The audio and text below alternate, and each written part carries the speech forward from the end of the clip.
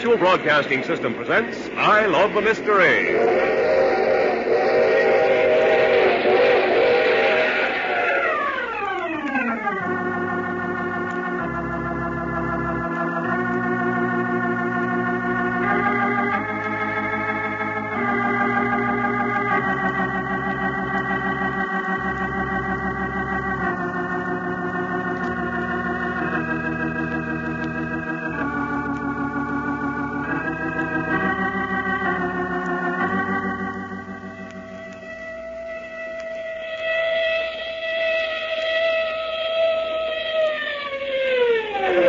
A new Carlton Morse adventure thriller, The Battle of the Century.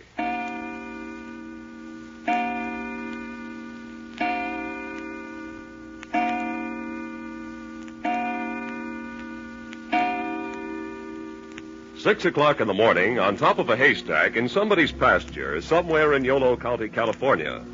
It was at 1:45 last night when Jack, Doc, and Reggie crawled wearily, not to say disgustedly, and at the same time gratefully, onto this haystack, burrowed in for warmth and comfort, and went to sleep. The reason they were forced to take to a haystack is typical. Doc was driving the car along the main highway through Yolo County. He suddenly decided that one of the dirt roads to the left was a shortcut. This was at 9 o'clock, and Jack and Reggie were dozing in the back seat. And so they drove for 2 hours in the dark of the moon on dirt roads that were not meant for car travel even in broad daylight, and at night would have been hazardous for Beelzebub himself. Jack woke up and cursed Doc inelegantly, and Reggie hung onto the bucking machine and chuckled. And Doc plowed doggedly ahead until he finally failed to negotiate a sharp turn and ended up in the ditch with a car on its side. Half an hour later, Reggie found the haystack, and now at 6 o'clock, dawn has broken. And Reggie moves in the hay and stretches.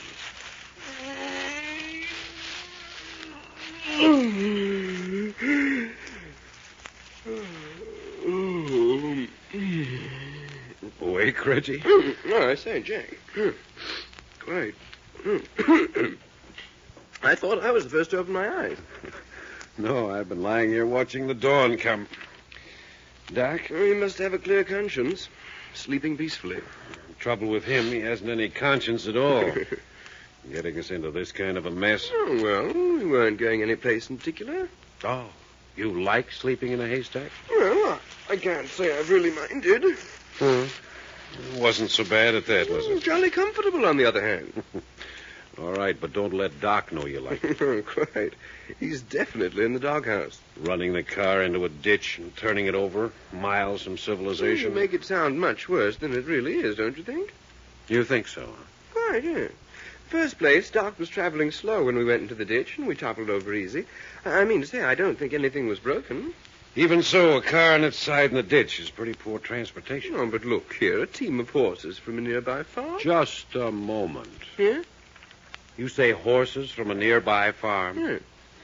Have you by any chance cast your eyes over the countryside since you opened them? No, not exactly. Lying here on my back, it looks to be a beautiful world. Flat on your back, all you can see is sky. Beautiful sky. Lovely morning. Uh-huh. Well, sit up and take a gander at the surrounding environs and say whether it looks so lovely. Righto. I will. Oh. I say. Well, is the morning still as lovely? Oh, but look here. Miles and miles in every direction and not a bally thing in sight. Yeah. It appears we've got quite a jaunt between us and today's breakfast. But I said the road. Someone's bound to come by sooner or later. That, Reggie, is optimism with very little justification. Why so? Well, there's every evidence that our red-headed Texas friend not only got us lost, but ran us 8 or 10 miles up a private road to turn us over. I say, private road? Well, it certainly isn't a county road. Matter of fact, if you look close, there's spots that look more like a rabbit's run. But even so, 8 or 10 miles of private road. Certainly. Out here, some of these big grain ranches spread for miles and miles without even a fence. Beautiful. What? Yeah. Roll that sleeping Texan over here closer so I can kick him. I say, he's going to suffer enough when he wakes up. He sure is, if I can contrive it. No, I mean when he's discovered there's no food in the immediate vicinity. Oh, I hadn't thought of that. Wake him up. Righto. Doc. I say, Doc. Wake up. Mm-hmm. Come on, Doc. Sun's up. Son? That's what I said. Sun's up. Well, that's his tough luck. Doc. Doc. Wake up. Pretty soon. Not pretty soon. Now. Okay. Stop shaking me, huh? I'm awake, ain't I? I don't know, are you? Of course I am. Say something then. Jack, I think this is a task for Hercules. You're not violent enough. I've shaken him until his teeth chatter. Here, I'll show you how to wake him up. Get hold of his feet. Righto. I've got his arms. Now then, we'll swing him 2 or 3 times and let him go high in the air. When he comes down, he should either be awake or have a broken neck. Oh, but look, aren't we liable to throw him clear off the haystack? If we're lucky, maybe we will. Come on now. Swing him. Righto. Ready? 1, 2, 3. Let him go. Hey, look out!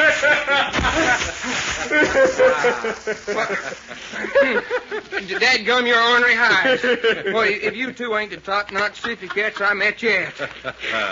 Morning, Doc. Morning, my grandma. Don't you know you're liable to bust a feller's neck by flinging him around that way? Yes, we thought of that. You went and done it anyway? Apparently. Well, now I'm a slick-tailed hipponoceros, trying to murder me in my sleep. Nice, cozy couple of partners. Well, at least we accomplished our The purpose. same being. Waking you up.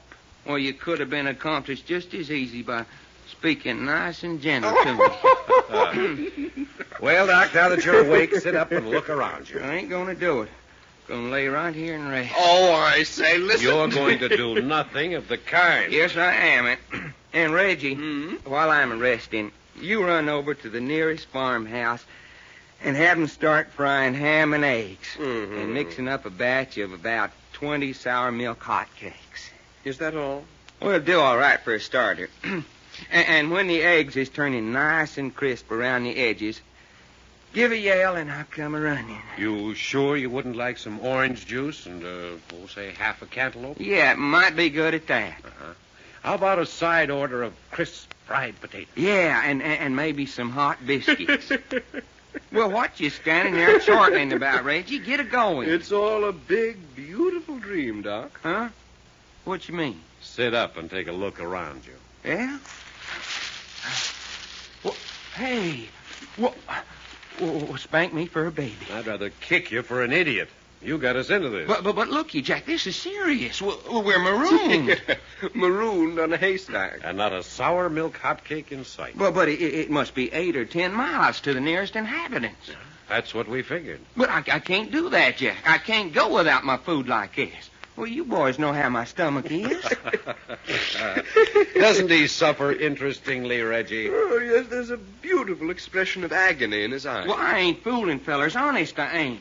Well, right this minute, I'm so hungry I got cold chills up and down my spine. Those aren't cold chills. They're hayseed and stickers down your back. Well, there's nothing for it, Doc, but to walk to the habitat of the nearest native. Reggie, did you say walk? Looks like it. Unless you can figure some way of making the car carry us while lying prone on its side. Yeah, that's it, the automobile. I'm afraid not, Doc. But looky, we ain't seen her this morning. Maybe if we all get our shoulder under her... You know better than that, Doc. But I can't walk 10 miles. On a full stomach, I can't walk 10 miles. On an empty one, I can't even hardly get off my back. Who was the smart driver who took this shortcut? Yeah, I know. Who was the smart driver who turned us over in a ditch? Okay. And you spilt the milk, so stop crying over it. Oh, it ain't that I'm exactly crying, Jack. I say, just... Jack. Hmm? Look yonder. What's that? Well, I'll be doggone. Why, Jack, it's little old female girl a-coming up the road. Look here. Where did she come from? She wasn't inside a few minutes ago. Oh, I see something else that looks fairly interesting. Why, there ain't nothing more interesting than a pretty little old she-woman. Blamed if I don't think she's come to rescue Well, us. now, what do you expect her to do? Pack you out of here on her back? Well, I wish you'd hurry up and get close enough so's I can see if she's as pretty as I hope she is. I'm still more interested in what I see further in the distance. Distance? Oh, Jack, I say. Dust raising. And the way it's rising, I'd say there was a car coming this way in a hurry. Doggone, a pretty girl and a ride to town all in one breath. Yes, but look here. Shouldn't we get down off this haystack and flag the car? Decidedly. Yes, sir. Let's make that our thought for the day. Get down and flag that automobile. Well, get up, Doc. Get moving. Wait a minute. I just had a better thought. Well, hurry up. What is it? You and Reggie flag the automobile, and I'll flag the girl. Oh, no. All right. Now, you've had your joke. Here, wait a minute. Huh? What's the matter? Get down, Reggie. Out of sight. I say, Jack. Keep down. Now, watch. That girl's seen the dust rising back of her. But what I the say, heck? look at her. She's running for this haystack. Well, what she know? You suppose she's seen me and recognizes me as her dream man? Oh, yeah.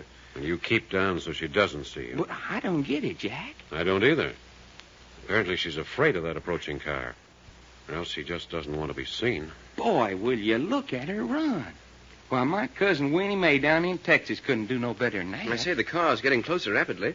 I just caught a glint of the windshield in the sun. Poor little feller. She's still got a ways to come. She'll make it before the car gets close enough to see her. If she can keep it up. Man, I'd sure hate to have to chase that baby. Come on, sugar, keep laying them down. You'll make I it. say, just another 100 yards. Car's still 1.5 miles down the road. Yeah, but it ain't wasting no time. And that ain't no road to make time on, neither. Hey, looky at her. Why, Jack, that little old female girl's a hunter. Jove, look at her face. She's frightened. She'd have to be frightened to run like that. Now, she's going to make it all right. Jove, there she goes out of sight. What do you suppose she'll do? Burrow into the hay and lie quiet if she's smart. Well, Jack, maybe I should ought to slide down off this here haystack and kind of comfort her. You stay right where you are. But look here, Jack. The car will be here in another minute. Now, if we don't get down and flag it, it'll be gone and we'll still be without transportation. Yeah, son, it'll flash right by. Let it flash by. Well, hey, and us have to walk 10 miles to breakfast? Is your breakfast more important than this girl's safety? Yeah, that is a problem. I don't see any problem. Well, I do. Which would you rather do, sacrifice a girl's honor or my stomach? Well, there she is. Going right by. Apparently, they aren't going by after all. Oh, they've seen our car in the ditch. Can you see how many there are, Rodden?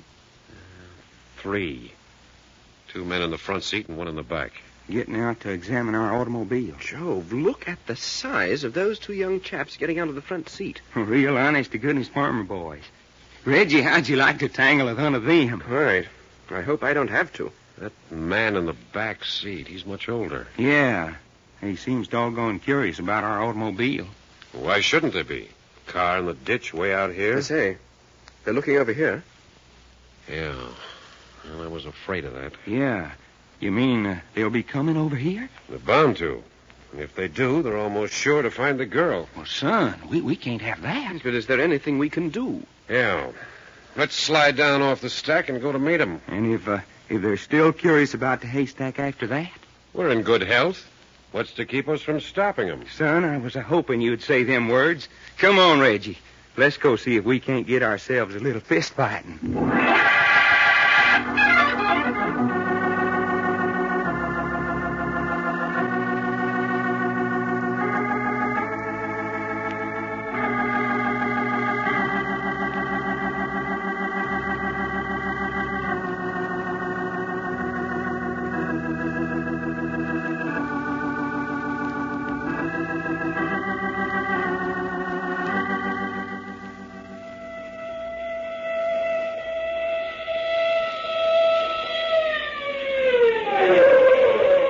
The further adventures of Jack, Doc, and Reggie will come to you tomorrow at this same hour.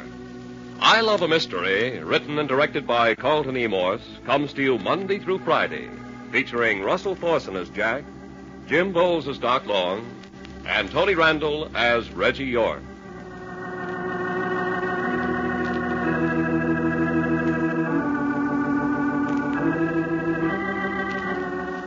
Frank McCarthy speaking. This is the Mutual Broadcasting System.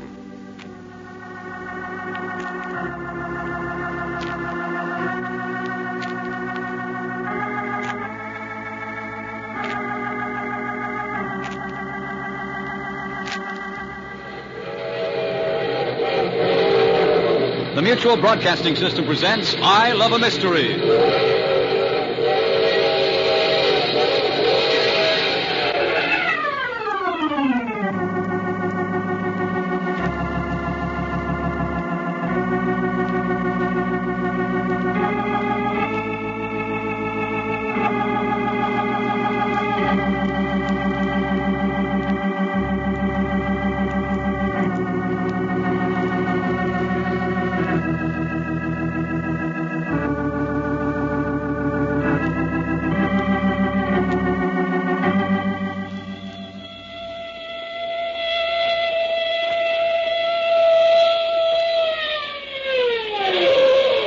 Carlton Morse adventure thriller, The Battle of the Century.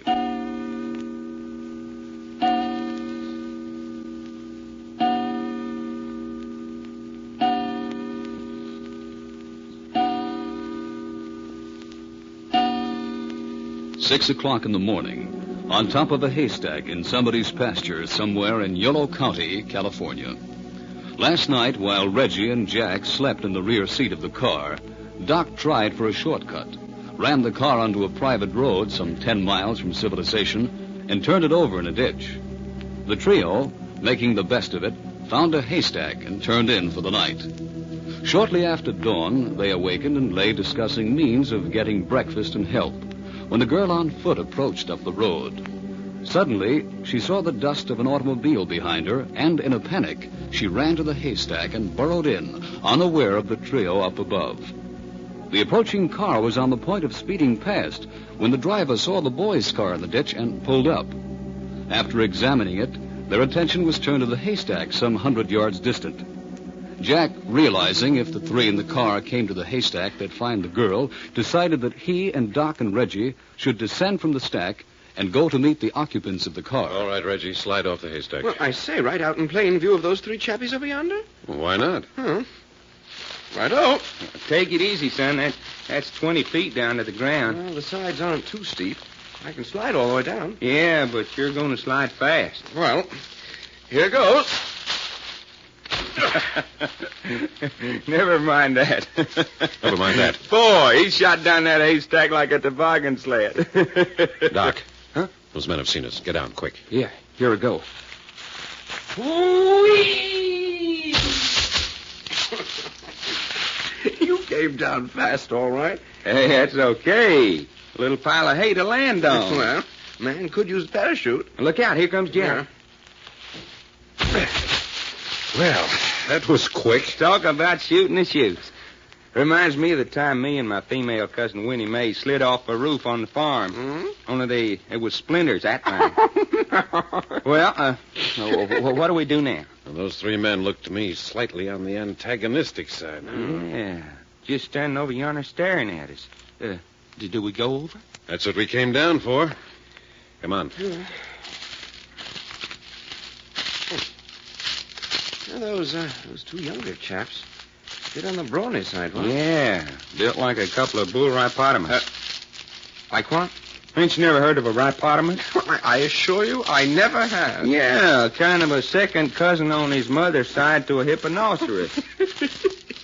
I see. Now, when we get over to him, Doc, don't start getting humorous. Okay. Only you know how I am when I think of something funny. Well, try not to think of anything funny. Them's orders? Definite orders. That's all I want to know. Well, the nearer we approach, the more those two look alike. Probably Siamese twins or something. No. I say not Siamese. No? Well, they do look a little bit more like Scandinavians, don't they? Well, they're Nordic, all right. Blonde, fair, thick bull necks. Not too intelligent looking, I'd say. Yeah, fine a pair of identical morons as I've come across yet. Old chappie looks like a pretty fair sort of citizen, though, huh? Well, that's enough comment. They quite definitely don't like our looks. Well, that goes double. Doc, behave yourself. Hey there, you man. You talking to us? Who else? How are you? Good thing you came along. Don't say. Ask him if he's got a fried egg about him. Doc, I told you to cut the comedy. Okay. I suppose you men know you're trespassing. Unintentionally, I assure you.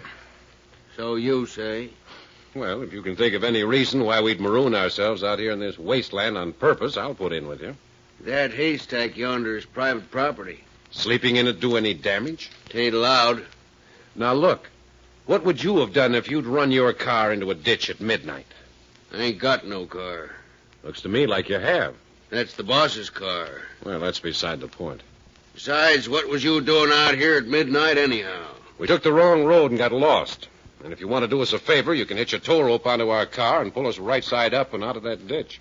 This ain't much of a place for doing favors. Well, now, that's an ornery thing to say. Doc. Well, if you want to know what I think... Nobody does. So you won't give us a hand, huh? I don't know. Ain't made up my mind yet. Well, when you do, will you let us know? I might. Might not. Well, while you're trying to decide, would you mind telling me something about your bodyguard? Oh, bodyguard? Yeah, these two hunks of men. Don't they never say nothing? Oh, them's Big Swede and Little Swede. Look here. Big Swede and Little Swede, huh? Well, how do you tell which is Little Swede? Little Swede can't talk no English. Big Swede talks some English. And that's the only way you can tell them apart. That's the only way I can tell them apart. Well, doggone. You say something to him, and the one what looks intelligent's Big Swede. Well, I wouldn't say exactly intelligent. Yeah. Hello, son. Nope. That must be Little Swede. Hello, Big Swede. Glad to meet you. Hey, what's the matter? Nothing happened there either. All right, that's enough, Doc. Well, I'm plumb curious. We'll save it. If you don't mind, I'd like to introduce ourselves. Go right ahead. Oh. Well, I'm Jack Packard. Jack Packard, huh? Yes, do you mind? It's a good name as any, I suppose. Thanks. This is Reggie York. Now, that's a silly name, ain't it? I say, old boy. Never mind, Reggie. And this red-headed Texan is Doc Long. Is, huh?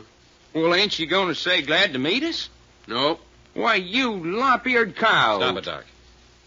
Would you mind saying who you are? I'm Jasper. Jasper, huh? Is that all? Ain't it enough? Why not? Well, have you made up your mind about pulling us out of the ditch? Don't push me. Oh, Hey, sorry.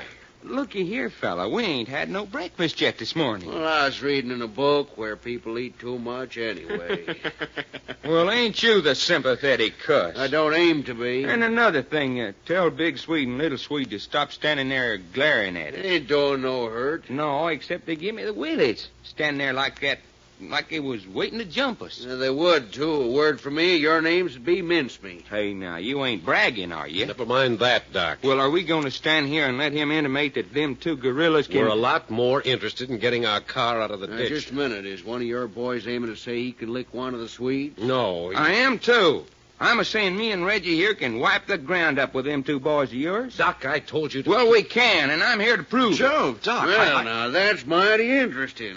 I think the boss would like to meet you, boys. Boss? Yes, the boss is what you might say, cracked on the subject of prize fighting. Now, see what you've got yourself in for, Doc? How you mean, prize fighting? Well, he just likes it. He likes prize fighting better than most folks like Saturday night bingo. Well, we haven't got the Now, time. wait a minute, Jack.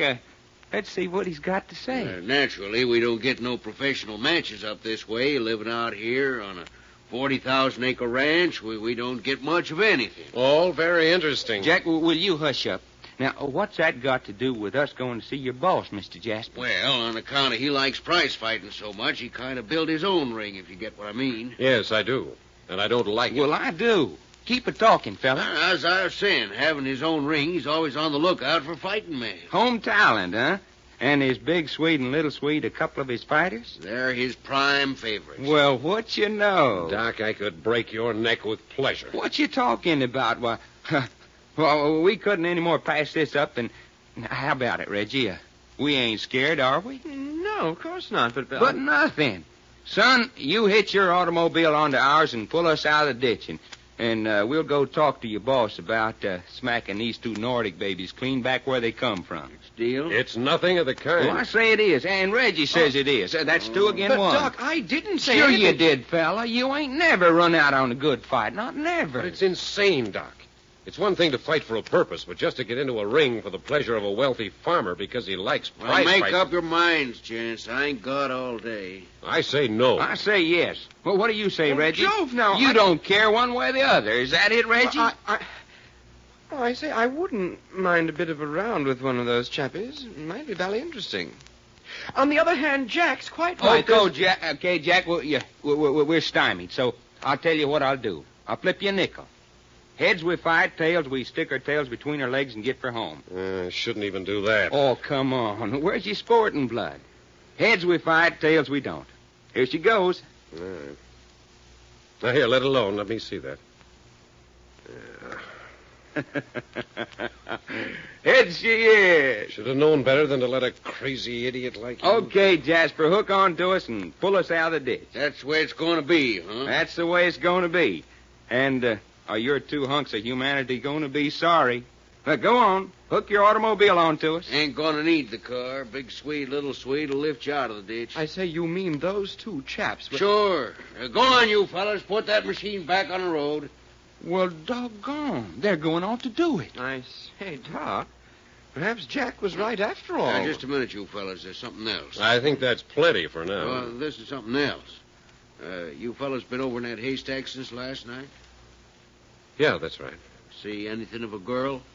A girl?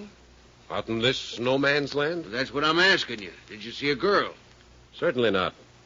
Was she in an automobile? No, she weren't in no automobile. Horseback, huh? No, not on horseback. Well, what sort of looking gal was she? Oh, kind of yaller-haired, small. Prettiest thing in all the state of California. Yeah, well, what would any female gal like that be doing traipsing around on foot way out here? She was running away from home, if it's any of your business. You don't say. You're home? No, I ain't married. Oh, I see. But you want to get married. No, I don't want to get married, and I'll stomp the man's teeth out who says that I do. Then would you mind saying who this gal is? She's the boss's daughter, if it's any of your business. Which, of course, it ain't. That's what I was thinking. So you ain't seen her? No, I'm afraid not. But will you tell me why the daughter of a man who owns 40,000 acres of land is running away from home at 6 o'clock in the morning? 'Cause she's 18 and got just as much spirit as her old man. Is that what brought you out here looking for her? Well, maybe it is, maybe it ain't. Now, ain't that a pretty business, hunting down gals? It's a wonder to me you ain't got bloodhounds on her trail. You want a poke in the nose? Now, looky, you're lots older than me. Well, keep your comments to yourself about that girl, and that's just what you're going to get. Well, I still think it's a mighty mangy trick, running around the country trying to catch a gal that don't want to be caught. What kind of an old buzzard is her old man anyway? Never mind that either. He's my boss. Yeah, I get it. Well, Jasper, old kid. Jack, will you look at those two men? Holy jumping catfish. Lifting that car back on the road as though it were a sack of flour. And them's the two guys we're supposed to fight. Oh, quite. Yes, sir. A couple of bull elephants. Well, you asked for it. I hope you're satisfied.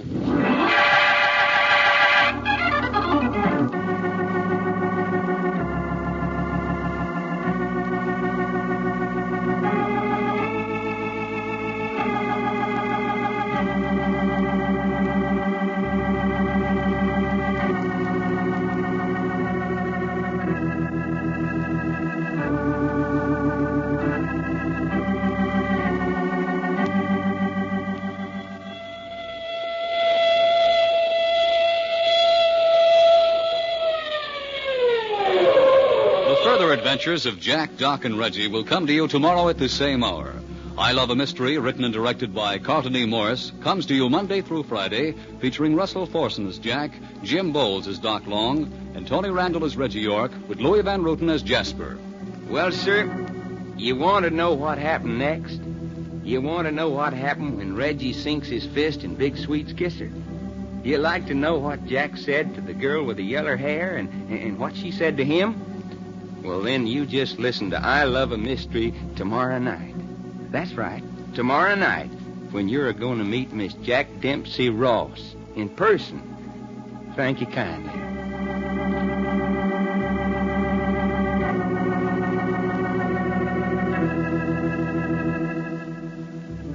Ted Malley speaking. This is the world's largest network, the Mutual Broadcasting System.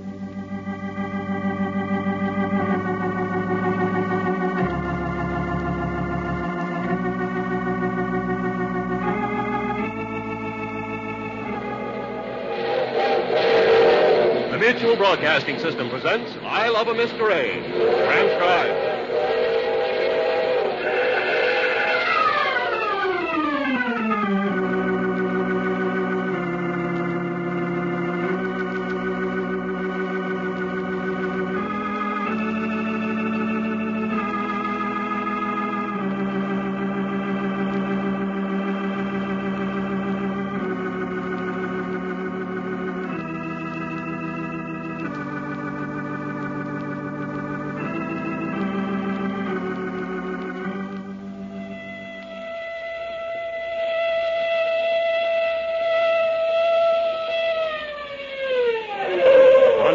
Carlton Morse adventure thriller, The Battle of the Century.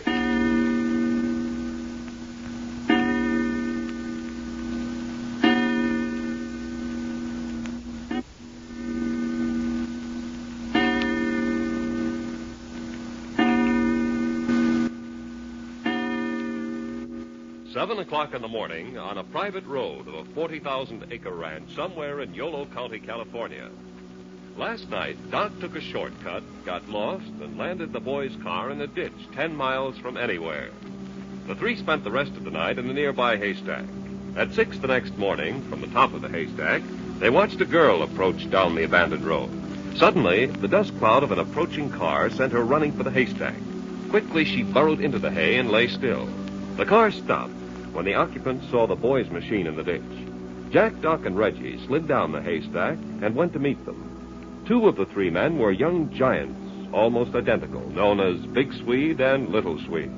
The only way of telling them apart was that Big Swede spoke a little English. The third and older man was Jasper.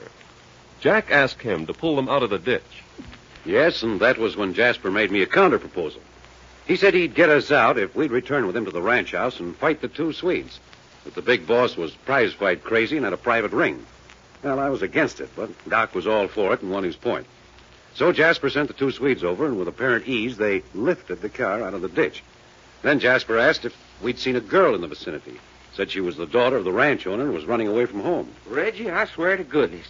Did you see what them two Swede boys did, John? I say, and those are the two chappies we've just agreed to fight. Well, you made a bargain. Can't go back on it now. You'd hold us to it against our wishes? You sure would. You agreed to come to the ranch and put on a fight for the boss if we get your car out of the ditch. There's no backing out now. Well, who the heck said anything about backing out? I just wanted to warn you.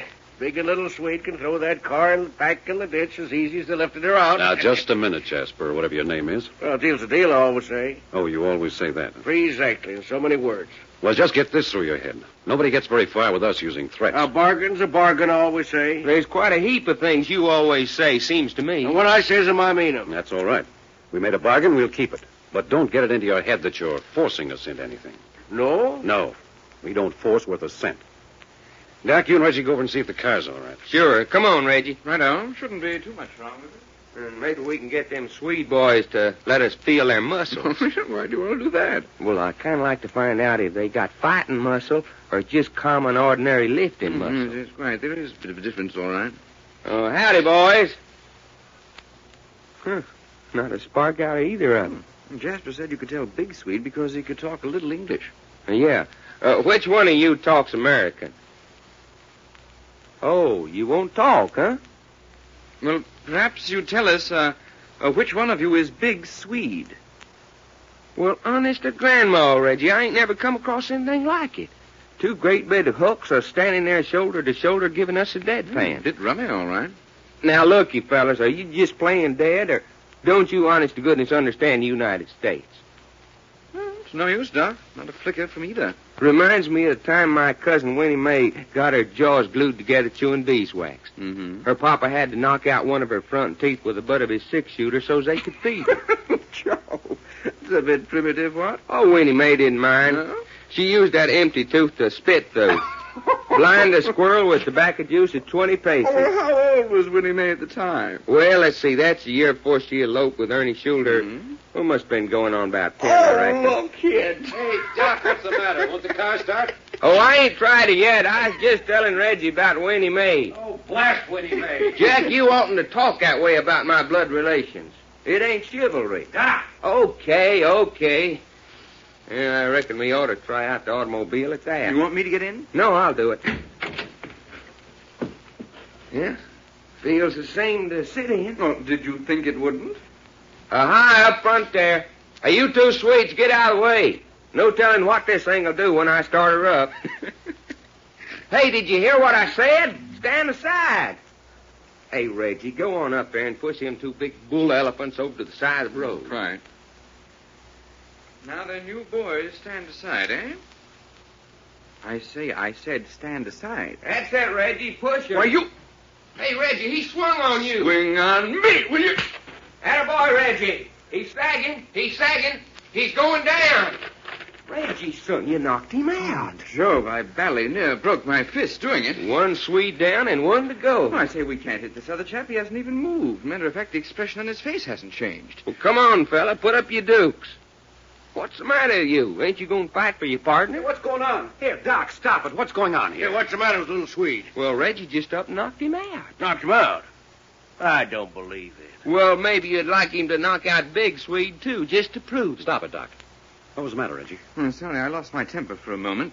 Doc wanted to start the car, and the two were standing directly in the way. Well, we asked them to move, and then I went over and started to push them to the side of the road, and that chappie swung on me, and I let him have it. That's a lie. You hit him with something. Mr. Jasper, did you say I lied? You hit him with something. Sure he did, with his fist. Did you say I lied? Now, see here, young fella. Did you say I lied? No, on second thought, maybe I was a mite hasty. You swear you just up and knocked him out? Certainly. Well. You're sure? There was no trick about it. If you're insinuating, No, Mr. Jasper... no, don't get me wrong. In fact, it's the best thing that's happened. Well, come on, boys. What are we waiting for? Let's get back to the home ranch. Big Swede, pick up Little Swede there and toss him in the back of my car. Just a minute. I don't know whether our machine will go or not. Well, hurry up and find out. If it won't go, I'll tow you in. Just one thing, though, boys. Can you keep this a secret? What do you mean? Do you mind not saying anything at the home ranch about knocking out Little Swede? Why should we? Sure, that's the stuff.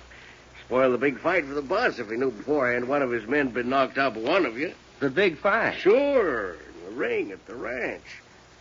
Y'all promise not to say anything. All right. That's talking. Now I'll go get my car and bring it up alongside. Whoa, what's it all about, Jack? I don't know. He certainly got awful friendly after he saw what Reggie can do. I say, I'm getting rather keen to see what the home ranch and the boss is like. Have you both forgotten that girl over in the haystack? Hey, that's right. Well, now listen. I want a chance to talk to her. It's apparent that Jasper and the two Swedes were chasing her. What I want to do is get rid of them. Yeah, so's we can have a nice, cozy chat with the little lady. Not we. What you mean, not we? You and Reggie are going back to the ranch house with Jasper and the two Swedes. Hey, now, Jack. Will you listen, Doc? We haven't got much time. If you two are with him, he won't be worried about me not following. That'll give me the chance I want. Quite. Well, we'll go with him. Well, yeah, but I'm the ladies' man in this outfit. Now, here he comes. Now, do as I say. Let me do the talking. What's the matter? Won't you start? Self-starter was stuck. I think I got it fixed now. Now, try it. Yeah. Seems to be all right. Hey, how about Reggie and Doc riding back with you? Sure. It's a good idea. Lots of room. Righto. Come on, Doc. Okay, but I ain't happy about it, I can tell you. If you lose me, take the road to the right about 3 miles down. Take you right up to the ranch house. Thanks. I may have to take it a little easy.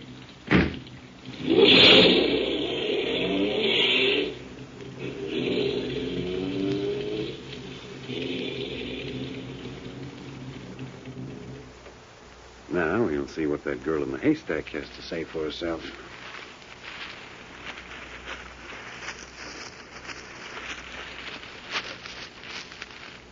All right. Safe to come out. Hey, wherever you are, come on out. Apparently, she doesn't believe me. Oh, no use trying to hide anymore. You're not at all well covered up. That's a very pretty silk stocking sticking out of the hay. Oh, Doc! Oh, Well, hello. you couldn't either see my leg sticking out of the hay. I know. That was one way to find you. Well, that's cheating. You should be ashamed. Oh, I am. You know, sitting up in the hay that way, you look like my picture of Aphrodite emerging from the ocean spray. A few more clothes on, I hope. Yes, but she was no better looking. Say, who are you, anyhow?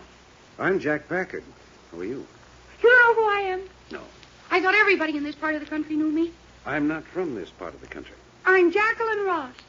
How do you do, Jack? How do you do, Mr. Packard? You know, you're a very nice young person to be running away from home and hiding in a haystack. I thought you didn't know anything about me. Well, I was on top of this haystack and saw you run over here and dive in. But how did you know I was running away from home? Because the car you were running from stopped over on the road, and a man named Jasper seemed very anxious to find you. Oh, was it only Jasper? If I'd known that, I wouldn't have run. Well, there were 2 Scandinavian boys with him. Oh, they wouldn't have made any difference. They don't ever say anything anyhow. I see. Well, now that I've found you, what am I going to do with you? Oh, I like that. Who do you think you are, anyhow? It looks like I've suddenly become your guardian angel. Oh, no, you haven't. Oh, yes, I have. Are you being funny? No. Well, I'm not going back to my father, and that's that. Why? Because I'm going to choose the man I marry no matter what anybody says. Good, good. That'll be our thought for the day. Marry anyone we choose in spite of anybody. You agree to that? I do. How old are you? 18? So your father wants you to marry one man and you want to marry another. Yes. Isn't there anything that would make him see it your way? Yes, but it's silly. What's silly? Well, he's crazy about prize fights.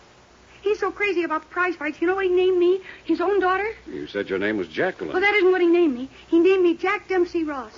What? Yes, he did. Because Jack Dempsey is his favorite champion. That's just how crazy he is about prize fighting. But what's that to do with you marrying whom you want? Well, the only way I can marry Duke is if Duke can get a fighter that can whip Big Swede and Little Swede. Would you say that again? I know it sounds crazy, but that's my father. If Duke can Duke's the man you want to marry? Yes. If Duke can find a fighter who can whip the 2 Swedes, Father will agree to me marrying Duke. He's got a real prize fight ring right on the ranch. Yes, Jasper told me that. But it's silly. There's nobody around here who would even dare get in the ring with them. They're too big and strong. Now, just a minute. Which side of the fence is Jasper on? Oh, he's a love. He's done everything to help me. Well, I thought he worked for your father. He does. He's foreman of the ranch. Boy, if Father knew he was helping me run away. Helping you run away? I thought he was chasing you. No. I'm sure he was hoping to find me and take me on into town. Is that where you were going, into town? No. I'm supposed to meet Duke right here. Well, you can sit right here and wait for Duke. I'd like to meet that young man. Hey, you mean you'll help us elope? No, I'm afraid not. Oh. So you're a traitor. Here, just a minute. So that's the kind of a man you are. Ruin a girl's whole life. But if you just listen... I don't want to listen. You just wait till Duke gets here. I hope he's got a gun. I hope he's got a great big gun. A cannon, maybe? Well, anyway, something to shoot you with.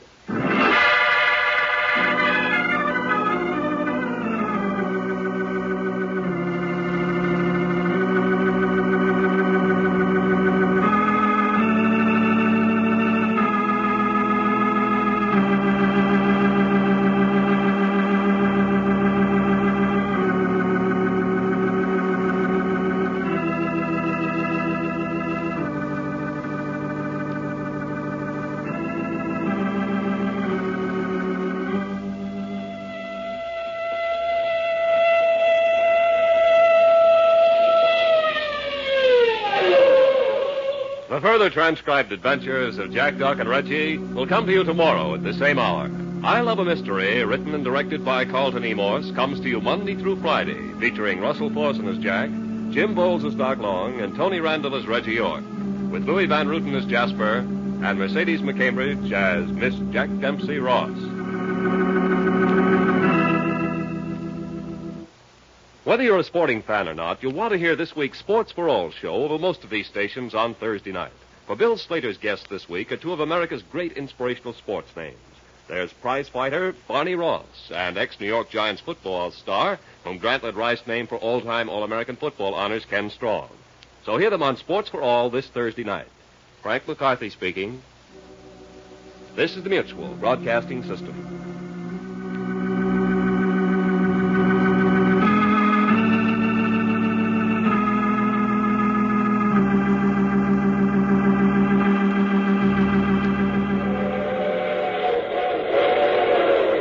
The Mutual Broadcasting System presents I Love a Mystery, transcribed.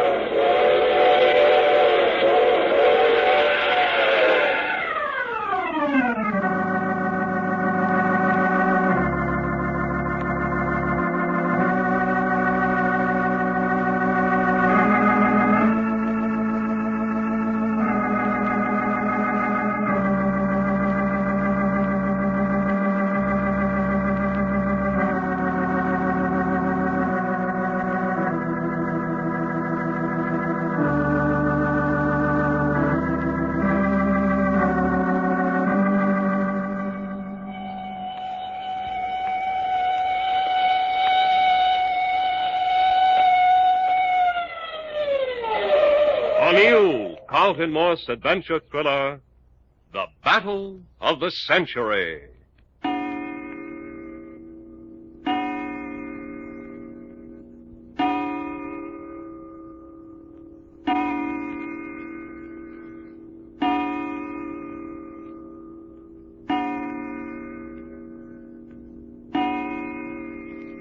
7 o'clock in the morning, on the lee side of a big haystack in an isolated section of Jim Ross's 40,000-acre ranch somewhere in Yolo County, California. Last night, Jack, Doc, and Reggie spent the night in this same haystack when Doc got lost and ran their car into a ditch 10 miles from the nearest town. This morning, from the top of the stack, they saw a girl approach on foot and then run and hide in the stack below them on the appearance of a car in the distance.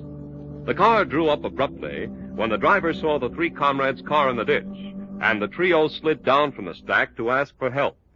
They were met by Jasper and Big and Little Swede.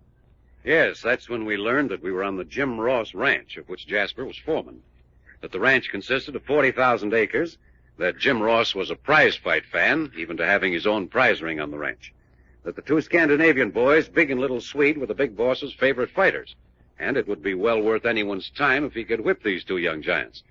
Against my judgment, Doc accepted the challenge, and Reggie sided in with him. Yeah, and was Jasper tickled. He insisted we should go back to the ranch house with him after Big and Little Swede had lifted their car back onto the road. Jack took our car and sent me and Reggie on ahead with Jasper and the Swedes. As soon as they were out of sight, I went back to the haystack and found the hiding girl. She turned out to be Jacqueline, Jack Dempsey, Ross, 20-year-old daughter of the big boss, running away from home to elope with a man she loved. A man named Duke. She said she was to meet Duke here at the haystack and asked me to help them. When I said I thought not, she flew into a rage and dissolved into tears, refusing to listen to anything I tried to say. Oh, why?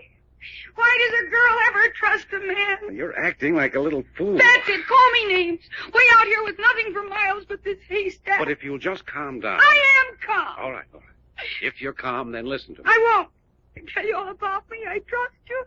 And then you turn on me. I haven't turned on you. You have too. Oh. You women make me sick. There, you see, you hate women. You like seeing me miserable. What you need is a good spank. Sir, don't you dare lay hands on me. I'm not going to lay hands on you, but somebody ought to. Oh, just you wait till Duke hears about this. Just you wait. Well, if Duke's a smart man, he'll never show up. Oh, what do you mean? Well, just that you've got a temper like a catamount and a disc like two cats with their tails tied together. I have not. I say you have. If your father's trying to palm you off on some man, I'd say he has an awful grudge against you. You're absolutely and completely horrid. And you couldn't tell the truth if you wanted to. Couldn't I? No, you can't. I'm young and lovely. And every young man in the country's crazy about me. They're crazy, all right.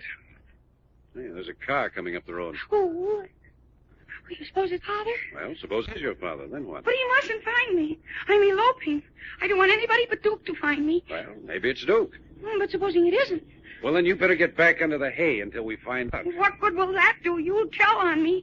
Will I? Well, you said you wouldn't help me. No, I won't help you run away, but neither will I give you away. You mean that? Well, look, if you don't want to be seen, you better dive back into that hay. That car's getting close. Oh, yeah.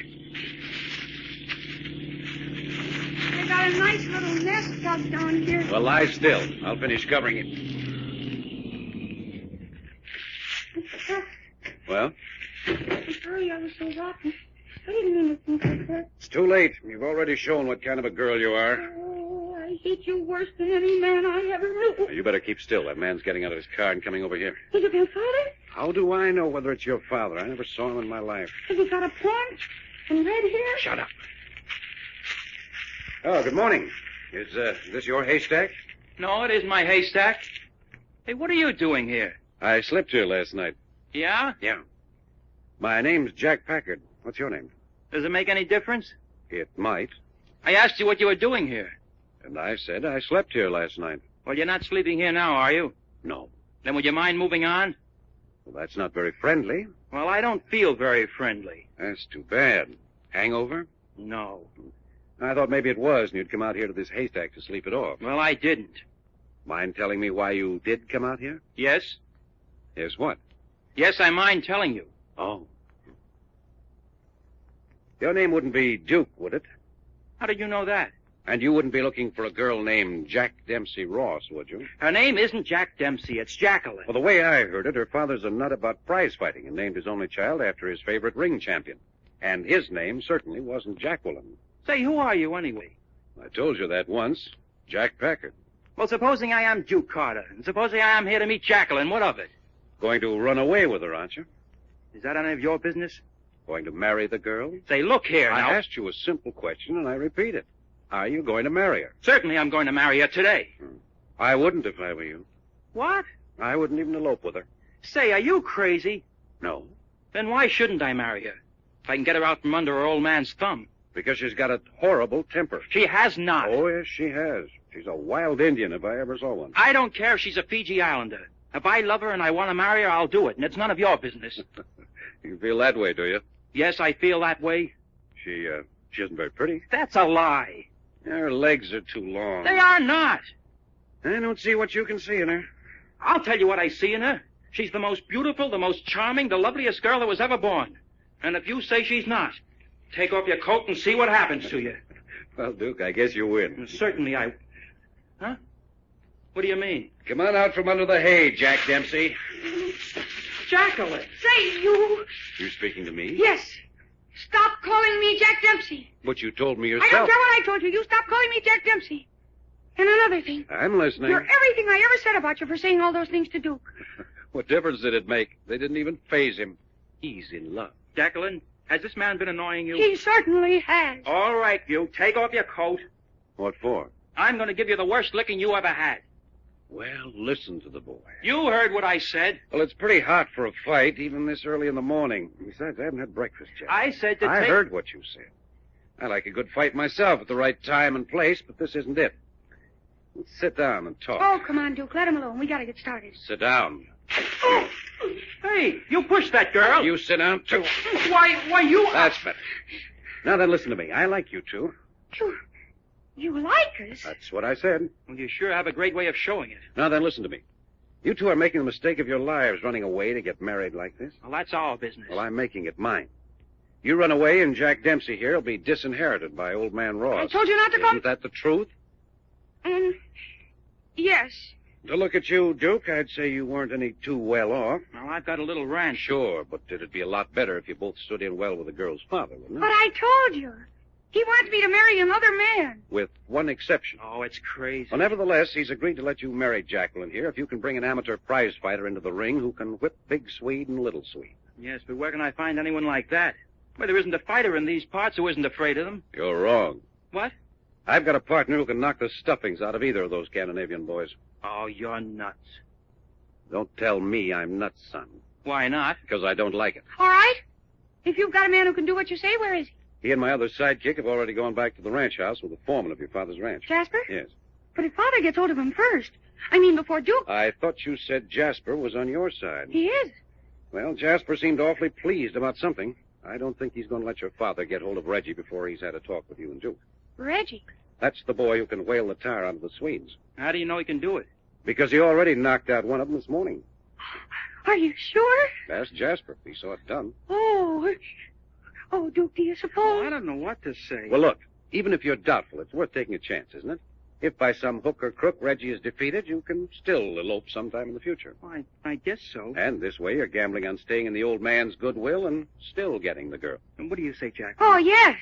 Please, let's try it. I don't know. After all, I'm marrying you and not your father's money. Oh, don't be silly. I know that. Well, if you do... Of course I do. And after all, Father is all alone in the world except for me. I mean, if I can have you both, it'll be so much better. Good. Then that's settled. Now then, let's all get to the ranch house as fast as possible. Hey, wait a minute. Old man Ross ordered me off his place and threatened to shoot me if I ever came back. He won't shoot anybody. Oh, you don't know Father. Well, never mind. I'll see he doesn't shoot anybody. That is, until you've had a chance to tell him about your fighter. After that... if he once knows Duke's got a fighter to put up against his men, he'll forget all about his grudge. Good. Then let's go tell him. Well, if I get shot... If you get shot, I'll personally tie up your wounds. And if you die, I'll chant hymns on your grave every night for a year. That isn't a bit funny. You think not? You can hear me chant a hymn once. Jacqueline, this fellow sounds to me like he's talking through his hat. Do you think he's really got a fighter? Oh, I don't know. I've never seen him before. Now, look, am I going to have to hog tie you two kids to get you to the ranch house? Well, You are telling the truth. Oh, do we have to go over all that again? I suppose you know I'm trusting the honor of a good woman in your hands. Well, let's make that our beautiful thought for the day. You're trusting the honor of a good woman in my hands. If you're making light of Oh, what come on. Stop acting like the hero and the drunkard, and let's get started. And just so you won't get any ideas about eloping, after all, you ride in my car, Jack Dempsey. You don't stop calling me Jack Dempsey. I know. You're going to be mad at me again. Oh, why wasn't I born a man with lots of muscle? But just you wait. My father'll take care of you.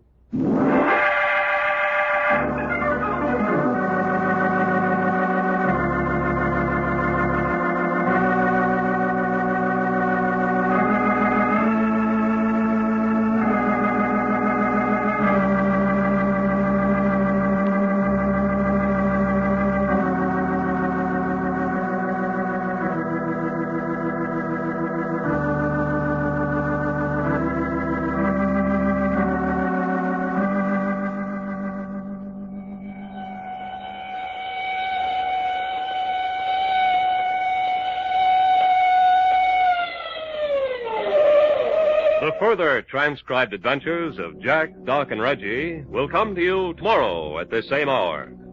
I Love a Mystery, written and directed by Carlton E. Morse, comes to you Monday through Friday, featuring Russell Thorson as Jack, Jim Boles as Doc Long, and Tony Randall as Reggie York, with Mercedes McCambridge as Miss Jack Dempsey Ross.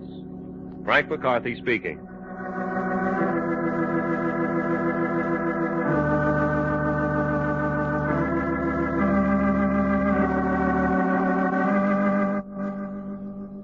You know, maybe he works at a desk next to yours or on a machine down the line. Now, he makes the same money you do, yet he can afford to send his son through college.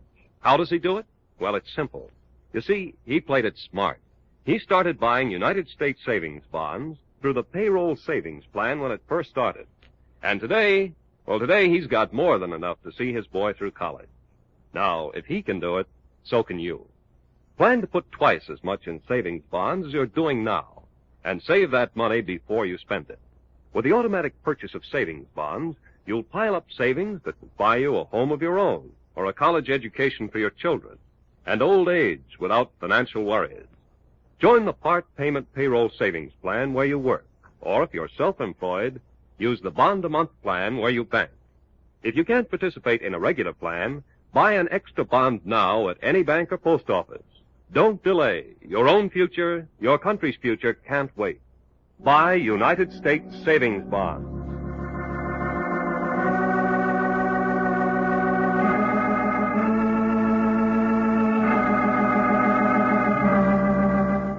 This program came from New York. There are sports thrills for all on Sports for All over most of these stations tonight.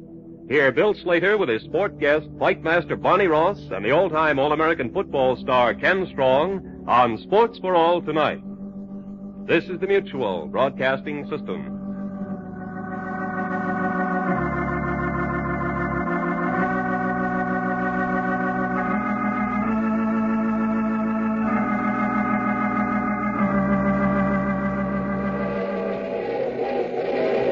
The Mutual Broadcasting System presents I Love a Mystery.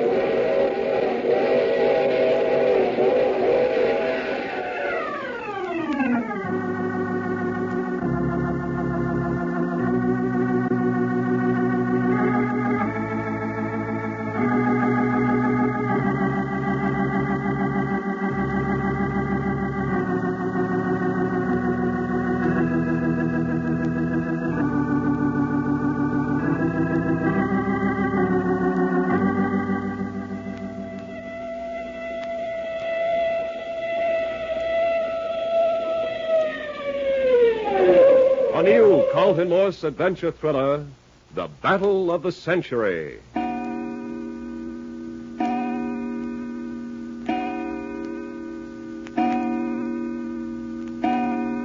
Looky, Jack, ain't I about the prettiest thing you ever did see? Purple trunks and everything. Doc, they are positively ghastly. What you mean, ghastly? They asked me what colored trunks I wanted to fight in, and I said the purplest purple they had. And these is them. Yes, there's no doubt about them being purple, all right. Yeah, they kind of match my red hair, don't you think? No, I don't. Well, that's because you ain't got no sense about colors, Jack. Well, maybe you're kind of colorblind or something. I wish I was every time I look at you. Well, you're simply going to overpower your cowboy opponent by sheer weight of color, Doc. I'm going to overpower him with more in color. Boy, I'm going to wipe up the floor with that curly hombre. The old fire eater himself. You huh? dang tootin'. Hey, Jack, you better hurry up and get yourself in your trunks. Fights are starting pretty soon. I'm not going to put on any trunks. You ain't? I am not. I think the whole business is silly. I'm not going to make it any sillier by dolling myself up like a chorus girl. What you mean, chorus girl? These here are honest-to-goodness fighting trunks. And I'm still not going to put them on. Well, you'll have to strip down to the waist. They'll insist on that. Then I'll strip down to the waist. Well, anyway, fella, now put on these regulation shoes. Well, you don't want to have your feet go slipping out from under you just when you're ready to give him the coup de grace. What? Coup de grace. Well, sure. Fighting in the ring ain't like fighting with your feet on solid ground. Come on here. Put on these shoes. All right, Doc. All right. Well, come on out there. What are we waiting for? Well, Doc, I say there's still 20 minutes until we're due at the ring. What I want to know is, how did we get ourselves into this? Well, that's simple. That curly cowboy got nasty with me, and I up and socked him to sleep. Now I got to give him a chance to get even. Only he ain't going to get even on account I'm going to send him bye-bye again. Well, that doesn't answer my question. Well, you ought to know how you got into this. That there Ole hombre barges around the corner of the barn and smacks into you, and then he ups and takes a swing at you. Yeah, but why did he take a swing at you? No, because he has that kind of a disposition, I suppose. Well, I think you're wrong. Hey, what you talking about? I think both of these fights are frame-ups. Oh, look here, Jack. How can they be frame-ups? Well, Curly picked a fight with me, and Ole picked a fight with you. Well, that's just it. Two strangers pick quarrels with us out of the empty air. Why? It doesn't make sense. Well, all I know is when a guy swings on me, he better duck on account of I'm going to swing right back. Certainly. That's just what Jim Ross anticipated. Say, are you saying Mr. Ross deliberately set those men on you? Sure he did. It's as plain as the nose on your face. Well, what did he want to do that for? For tonight's show. I say, do you think his love of prize fighting would make him go that far? I mean, say, deliberately start a quarrel so that the men would fight it out in his own private prize ring? Yes, and I'll tell you why. You heard him say he had 150 men working for him. Yes, quite. And he also said that they put on 2 or 3 grudge fights in the ring every Wednesday night. Yeah, sure he did. Well, doesn't it sound a little unreasonable to you that 150 men can't work together without having 2 or 3 bitter quarrels every week? Joe, that does seem a large percentage. Unless all his men are as ornery as Ole and Curly. Well, if they are, they've been made that way by Jim Ross. What you driving at, son? I think that man spends all his spare time causing trouble among his men just for the pleasure of seeing them fight. Why, the old son of a gun. Yeah, and we've fallen very neatly into his trap. Well, son, I reckon ain't nothing we can do about it at this stage of the game. No, but we can see that we don't fall into the trap again. Well, I don't see how. Every time anybody takes a swat at me around this here ranch, I'm going to bop 'em right back. Yes, and that's another fight for the ring. Nothing of the kind. We'll insist on settling the argument right then and there. Yeah, sure. That's the way to handle it. Hey, where's Duke Carter? I ain't seen him all evening. Oh, look here. He's about somewhere with Jacqueline Ross. Naturally. Yeah, I suppose so. Lucky stiff. Only good-looking girl in miles. She's got to be in love with somebody else. Mm-hmm. Well, your women always seem to be in love with someone else, Doc. Yeah, I can't figure it out. No. Me being as popular as I am with women. Just the same, Jack. That was a smart understanding you had with Mr. Ross, insisting that his daughter and Duke could see as much of each other as they liked until the fight. I didn't do it for them. I just thought it'd make the old man uncomfortable. You don't like him? Oh, he's all right, I guess. Only this prize fight mania proves that he's got a cruel streak in him. And I don't like that. Yeah. I never thought about that. You know, I say, there's one thing I don't care about. Well, what's that, Ray? This business of 2 weeks of training. He's already talking about coming over here and watching me train. What does he expect me to do? Put on a show for him? Well, professionals always go through a lot of monkey business. Gym stuff, sparring partners, road work, stuff like that. But I say I don't need it, and I won't have it. And you don't have to do it either. Oh, look here, if Ross expects it of me, well... Oh, tell him to jump in the lake. Oh, by the way, Doc, I've got an idea. Let's see what you think of it. Well, shoot, son. How'd you like to go into the ring double tonight? Double? Yeah, we go in together. The old back-to-back stuff. Hey, I think you got something, fella. Yeah, it works in the open. I don't see why it wouldn't work in a prize ring. Oh, boy, could we make Ole and Curly look silly. It's spectacular and probably give the crowd some excitement. But look here, do you suppose Ole and Curly would go for it? Well, they will if Jim Ross tells them to. Then all we got to do is sell the big boss on the idea. Yeah, and I can do that. He'll go for anything that's new and exciting. Say, shall I go round up Jasper and have him take care of it? Yeah, if you will, Reggie. Hey, you suppose that's our call? Well, I'll go have a look. Well, tell him I'm a ripping and a raring to go. Oh, say, Mr. Ross. Miss Jacqueline? Are the boys decent? Can we come in? Yes, certainly. Come right in. We thought you two would be down at the ring. No, there's lots of time for that. Hello, Mr. Packard. Well, what's this? Oh! Doc, what in the world are you wearing? Hello, sugar. How you like my purple trunk? You're terrible. You must be colorblind, too. Oh, howdy, Mr. Ross. Well, you boys ready for the fight? Sure we're ready. And we'll give you some fighting that is fighting. But we don't like it. You don't like it? No, we don't like And it. I don't blame you either. I think my father is a mean, underhanded old man. Jack Dempsey? Oh, I do. And Duke agrees with me. Framing Mr. Packard and Doc. Young woman, who's running this shebang? I don't care who's running it. You got Mr. Packard and Doc into this on purpose, and it's a mean trick. And Duke agrees with me. Will you stop bringing that young whippersnapper into the conversation? Duke is not a young whippersnapper. Well, he is a young whippersnapper. He always was a whippersnapper, and he always will be a whippersnapper. Dad, you're just saying that to infuriate me. And you'll keep bringing his name into the conversation to infuriate Duke me. is the sweetest man in the whole world. Yes, he's probably the poorest man in the whole world. He's not.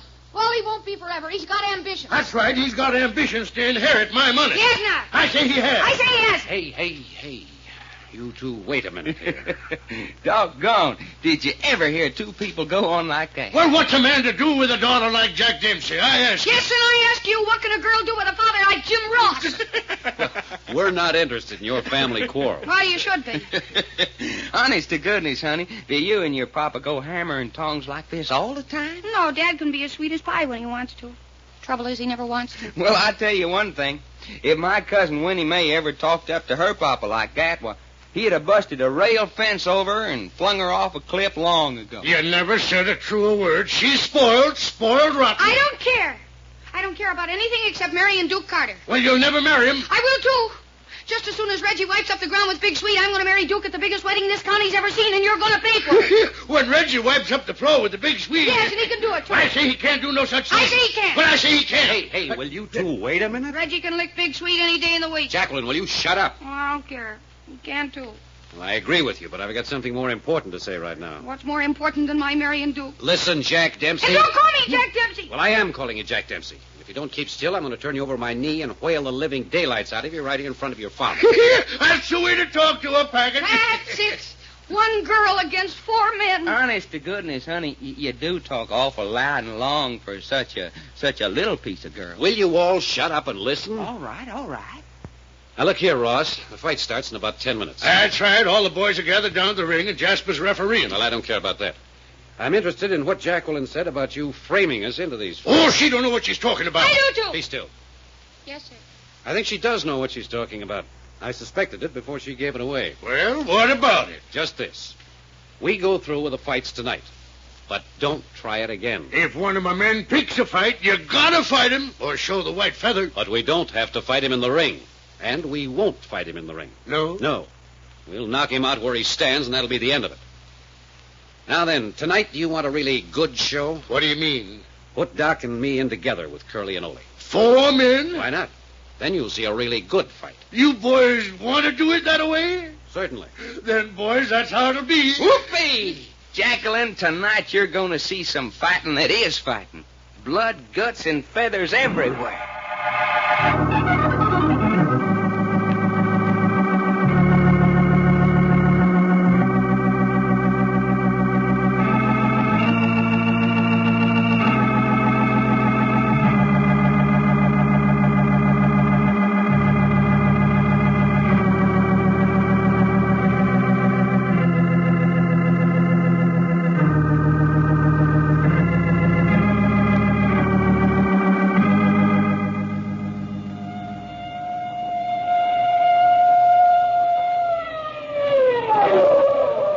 The further transcribed adventures of Jack, Doc, and Reggie will come to you tomorrow at this same hour.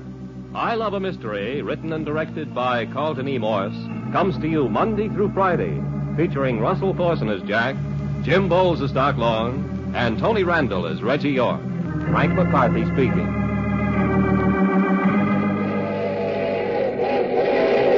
The Mutual Broadcasting System presents I Love the Mystery.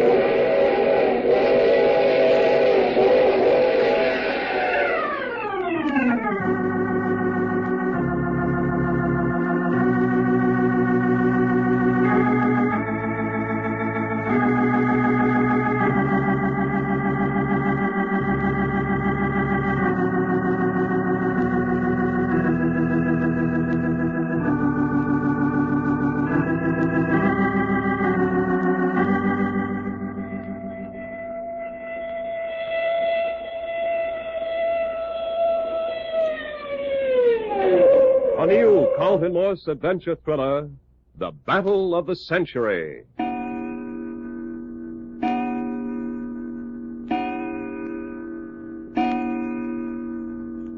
know something, son? The nearer it gets time to go in that ring and mop up, the better I like it. First thing you know, you'll be enjoying yourself. I think he's doing that right now. Of course I am. There's only one thing, though, Jack. Us fighting double this way, it ain't so good. I thought you wanted to fight double. I asked you. Oh, yeah, I know. The fighting's all right. It's just that I'm going to have to divide the glory with you afterwards. Oh, no. That's all right with me. You're welcome to all the glory you can get out of this. Well, that's pretty darn swell of you. Only you know I won't take more than my share. Oh, no. Well, I won't. Well, Dad, blame it, did I ever take more than my share of anything? Well, how about the girl? Oh, gals is different. Oh, yeah? Well, sure they are. I got first call on all the women. Oh, by the way, where's that little old Jack Dempsey gal and her pappy go? Down to the ringside. Old man Ross went down to give Jasper instructions for the four-man fight. Did Ross say Jasper was refereeing? Well, what we need a referee for? In a four-man fight with bare fists, anything goes. I doubt that, Doc. They'll probably keep it a stand-up, clean-blow fight. Well, shucks, I didn't mean to get a man down and gouge him. Well, just the same with four in the ring, Jasper better keep moving or he's liable to get run down. Yes, quite. I'd certainly hate to referee a four-man fight in that small a space. Sure be a good chance to get the referee down and kick him around some, though, if he wasn't giving you the breaks. Oh, but look here, Doc. Remember, Jasper's on our side. He'll want to see you two chappies win. Yeah, we can't kick Jasper around tonight. Well, let's make that our thought for the day. We can't kick Jasper around tonight. Hey, what's holding things up? I'm a raring and stomping to get started. Ross said they'd send word up here to the training quarters when they're ready for us. It must be about time, though, don't you think? Should be. Speaking of training quarters, these are a bit all right, what? Yeah, we should ought to have some fun here the next couple of weeks. I ain't never seen a gymnasium like this here. Punching bags, weightlifting machines, bars, trapezes. Say, did I ever tell you about the time Winnie Mae's mama took my cousin Winnie Mae and me to the circus? I wouldn't be surprised. Oh, I did? I don't remember telling you. Go on, Doc. What happened? Well, Winnie Mae didn't ever see a circus before. She was sitting there eating hunks of Cracker Jack when them acrobat hombres and females in tights begun swinging out on their trapezes. Well, all of a sudden, one of them female acrobats let go way up in top of the tent and started doing flip-flaps. Flip-flops. What'd you say? Flip-flops. Well, anyway, she started doing didos, and Winnie Mae sucked in her breath and swallowed a hunk of Cracker Jack backwards. Backwards? Well, I swear to my grandma, that girl darn near choked to death right there. Then some feller picked her up by her feet, and her mama whanged her on the back for maybe 10 minutes before they jarred it loose. Well, how old were you and Winnie Mae then? Oh, 6 or 7, I reckon. Mm-hmm. Weren't you pretty young to remember all the details? Well, shucks no, Reggie. I even remember reading soft as silk cake flour across the back of her underwear while this hombre was holding her up by her feet. Oh, no! I say, there they are. Come in. Well, if it ain't our little old gal friend. And Duke, come on in, Duke. You boys ready? We've been ready for hours. You come to get us, Duke? Yes. No rush, though. Jasper said to bring you out in 2 or 3 minutes. Everything set for Doc and me to go into the ring together? All set. Jasper says you're crazy to want to do it. He does, huh? Why? He says Curly and Ole are old sidekicks, and they know plenty of dirty tricks. Well, he's not going to let him get away with it, is he? Well, that's just the trouble. What can he do about it? Well, he's refereeing, isn't he? Well, sure, but with 4 men in the ring, he's not going to be able to see everything. Well, shucks, what do we care, Jack? We can be just as dirty as they can. In other words, anything goes, huh? Well, that's what it amounts to. Does the crowd love it? The crowd's pulling for Curly and Ole, I reckon. Well, sure, that's natural. Duke and I'll be sitting in your corner with Reggie. Now you're talking. With a pretty little old gal like you a pulling first, we can't lose. Isn't Doc cute, Duke? I'm crazy about him. You are, sure enough? Bend over here and I'll kiss you for luck. Yeah, wait a minute. Now, don't be a darn hog, Duke. Be a good guy and turn your back. I will Oh, not. don't pay any attention to Duke. He's just jealous. There. Good? Good. Lady, I feel like I've been kicked by a mule. Ooh-wee! Am I dizzy? Jack, son, you should ought to get you some of that. It's potent. Nothing doing.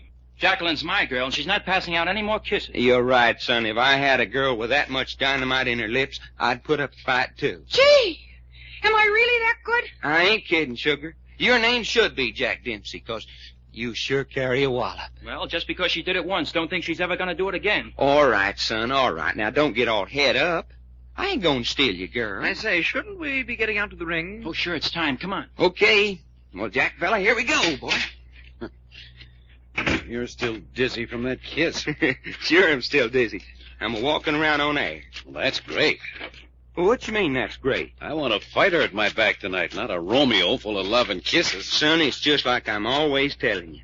There ain't no time I fight better than when some gal's honor's at stake. All right, all right. I say, you two coming? Yeah, go ahead with Duke and the girl. I want to talk to Doc. Right-o. Now, look, Doc. Yeah? No rough stuff unless they start it first. Well, sure, but that don't go if they do start something dirty. No, we'll use whatever tactics they use. We'll work back to back unless they're too cagey for us. If they won't fight that way, then we'll have to split up and go it on our own. But the minute they start pressing us, back to back again. Sure. Same old tactics as we always use. That's it. Hey, looky yonder. Outdoor ring all lighted up. Good-sized bunch of people, too. It's funny how your blood starts singing at a time like this. Yeah. Oh, just one thing more now. If one of us knocks out his man first, he's to go to a neutral corner and let the other fight it out alone. Hey, they won't do that.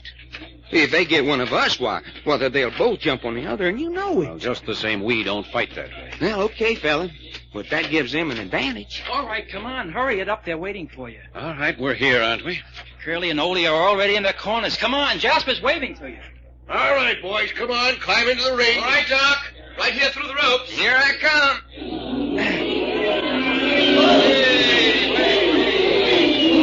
You next, Jack. Atta boy, Doc. Atta boy, Jack. Show him how to fight. You boys all ready? Let her go any time, Jasper. Well, let me warn you, I'll do the best I can, but I can't watch everything, and Curly and Ole are bound to get in some fouls. Oh, shucks, don't worry about that. We'll give them as good as they send. Well, that's fair enough. All right, then, I'm going to introduce you. Yeah, let her go. All right. Ladies and gents, tonight we got something new and prize fighting for you.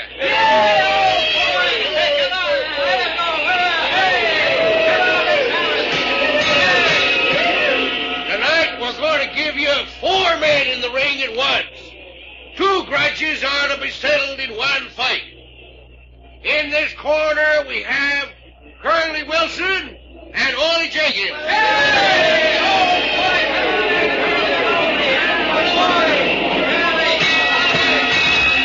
And in this corner we have Jack Packard and Doc Long.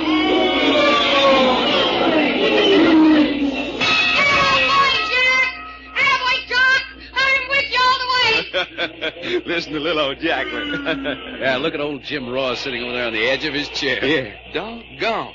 He sure does love a prize fight, don't he? Now, before I call the boys out to the center of the ring, I want to make one more announcement. There will be no rounds in this fight. Once they start, they keep fighting until one side is the winner.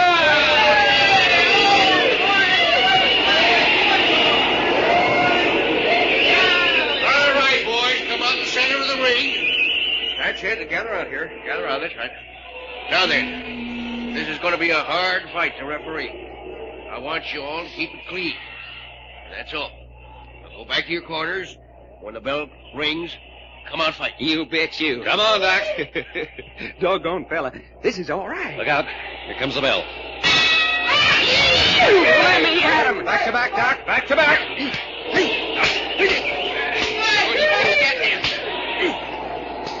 Fight him, Doc. Fight him, Jack.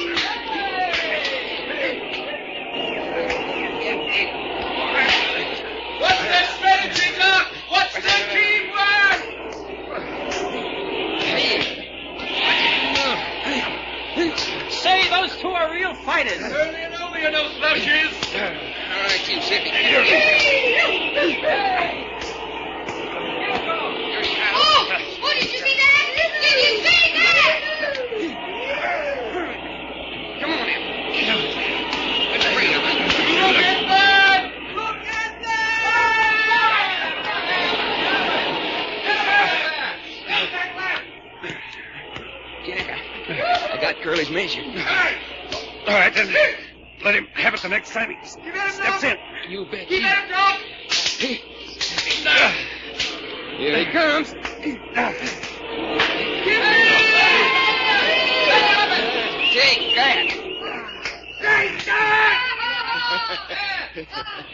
He's down, Jack. He's down. Get my neutral corner. All right, Ole. It's just you and me now.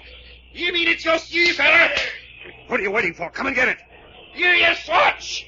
Come on, Jack! Look out! Hello, boy, Jack! You got it, woman! Try to follow me, will you? Well, try this on your chin.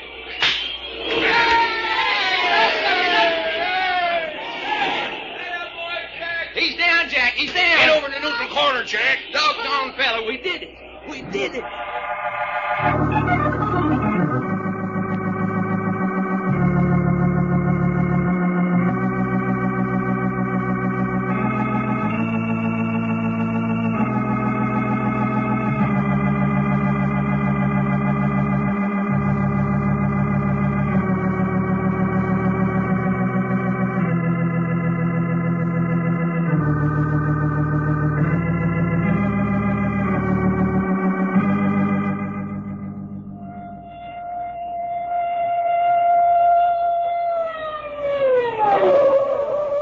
Further transcribed adventures of Jack, Doc, and Reggie will come to you tomorrow at this same hour. I Love a Mystery, written and directed by Carlton E. Morse, comes to you Monday through Friday, featuring Russell Thorson as Jack, Jim Boles as Doc Long, and Tony Randall as Reggie York. Frank McCarthy speaking.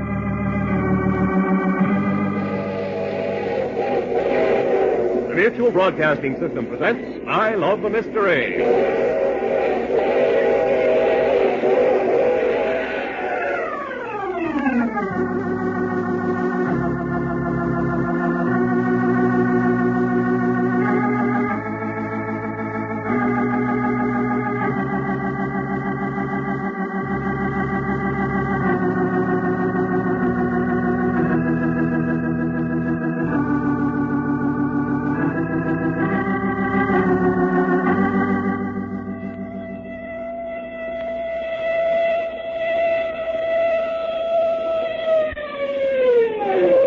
New Carlton Morse adventure thriller, The Battle of the Century. Come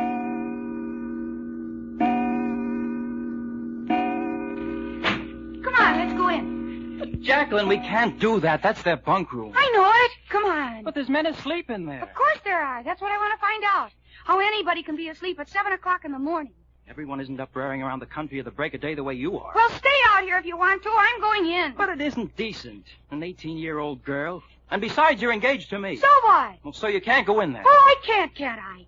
Well, listen to me, Duke Carter. My father's tried to tell me I couldn't do things all my life, and look what it's got him. Yeah.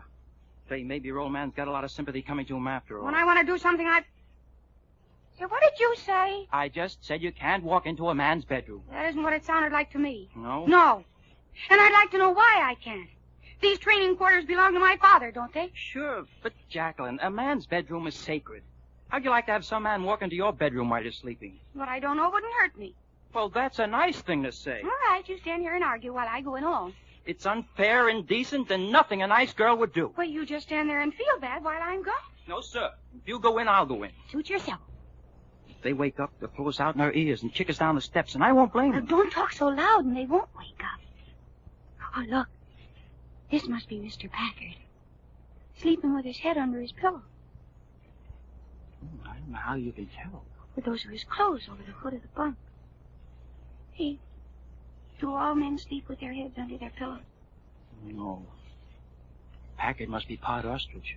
What keeps him from smothering? Maybe he is smothering for all I know. You think we should lift up the pillow and see? No. Oh, all right. I don't think I'd like to marry a man who sleeps with his head under his pillow. You don't sleep with your head under your pillow, do you? Well, certainly not. Well, let's see what else we can find. Oh, this is Doc. Goodness, doesn't he have red hair? If he should open his eyes right now. Look at the expression on his face. He looks like a satyr. Probably dreaming about women. Yeah, he's sure crazy about girls, all right.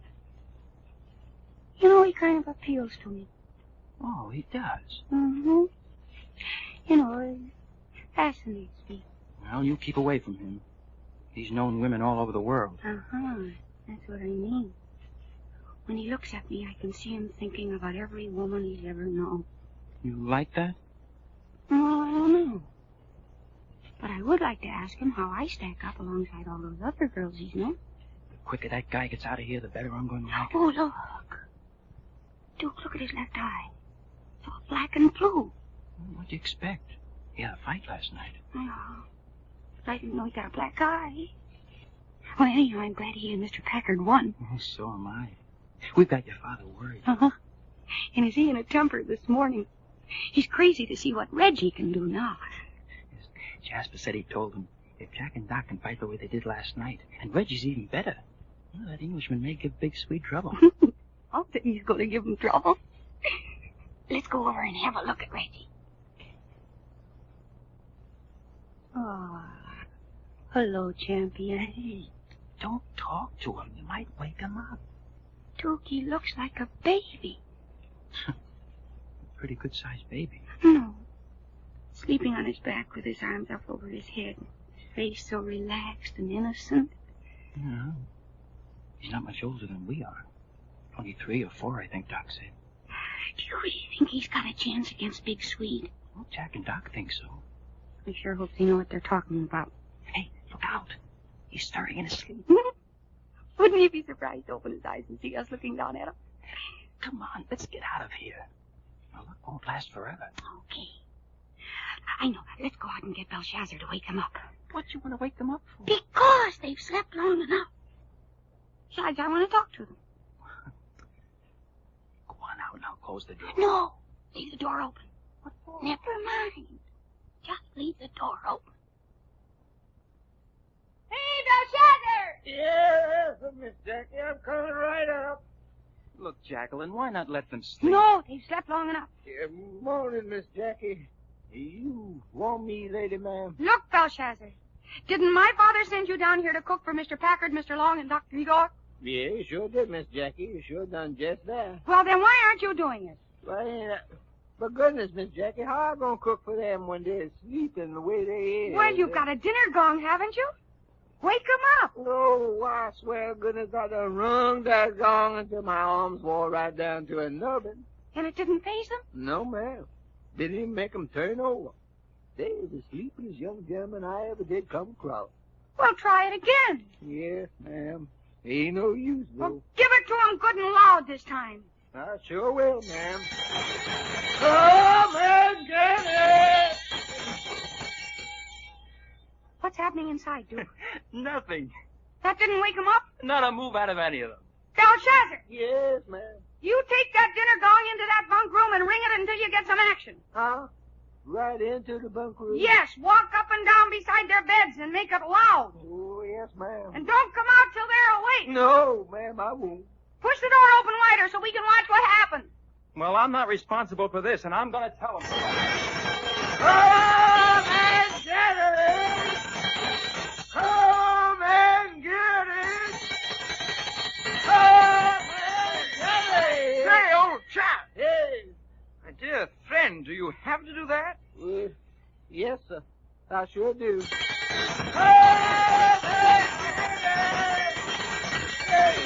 Hey, Reggie, I think we've been invaded. Yes, quite. Oh, a big husky Negro person. Hey, you. You talking to me, sir? Yeah, I'm talking to you. Well, what's your name? Belshazzar, sir. Oh, no, not Belshazzar.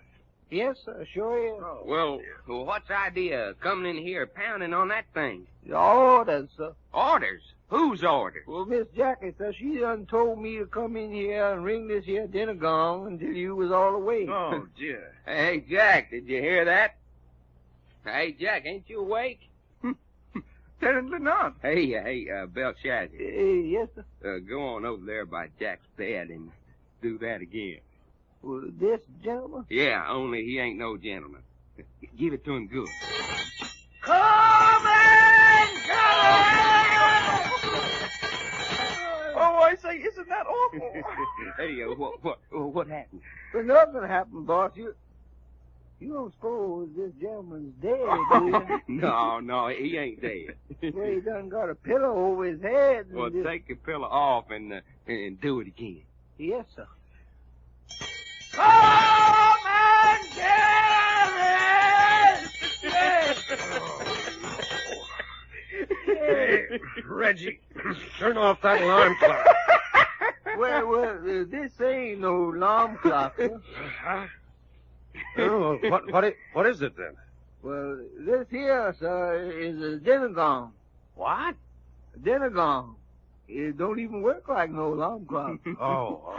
Well, no, sir. It works like this here. Hey, stop that. Hey, you awake, sir? Say, who are you anyway? I'm Belshazzar, sir. You sure you're not Beelzebub? Oh, no, sir, I'm Belshazzar. Well, what are you doing here? What do you want? I'm your cook, sir. Hey, how you want your eggs? The sunny side up or with the eyes closed? Hey, you fellas awake? He wants to know are we awake. Yeah. Of course we're awake. Look, Beelzebub. Yeah, Belshazzar, sir. No, all right, Belshazzar. You may be our cook, but you keep that infernal machine out of our bedroom after this. Do you understand? Well, them was orders, sir. Yeah, that little old she-daughter of old man Ross sent him in here. What? Jack Dempsey? You stop calling me Jack Dempsey. So you're at the bottom of this, huh? Yes, I am. It's silly for grown men to sleep after 7 o'clock. Hey, you mean that's all the time it is? 7 o'clock? Certainly. Now get up and take your showers and then come and have breakfast. Say, Jack, what we got ourselves into anyway? Hey, what do you think you are out there? I'm Jacqueline Ross. My father owns this place. You're everything I ever said you were. I don't remember what you said. You're homely, and your legs are too long, and you got a bad temper. And Duke's crazy if he marries you. Why, you great big... Stand up And what?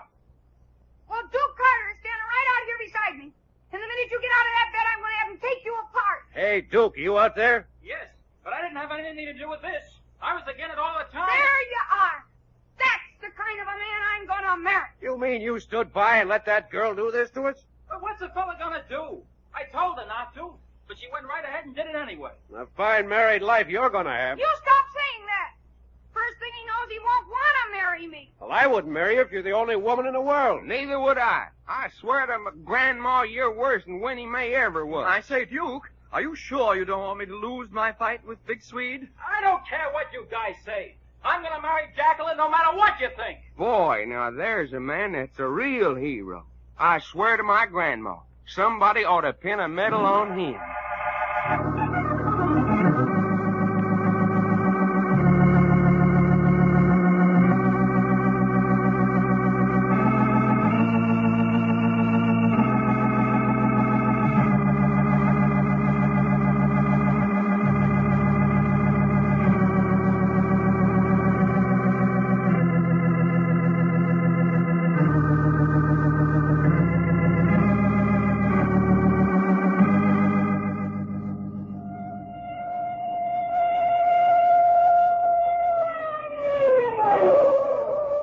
Further transcribed adventures of Jack, Doc, and Reggie will come to you tomorrow at this same hour.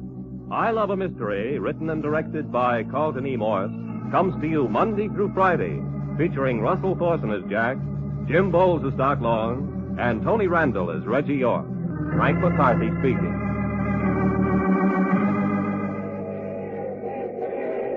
The Mutual Broadcasting System presents I Love a Mystery.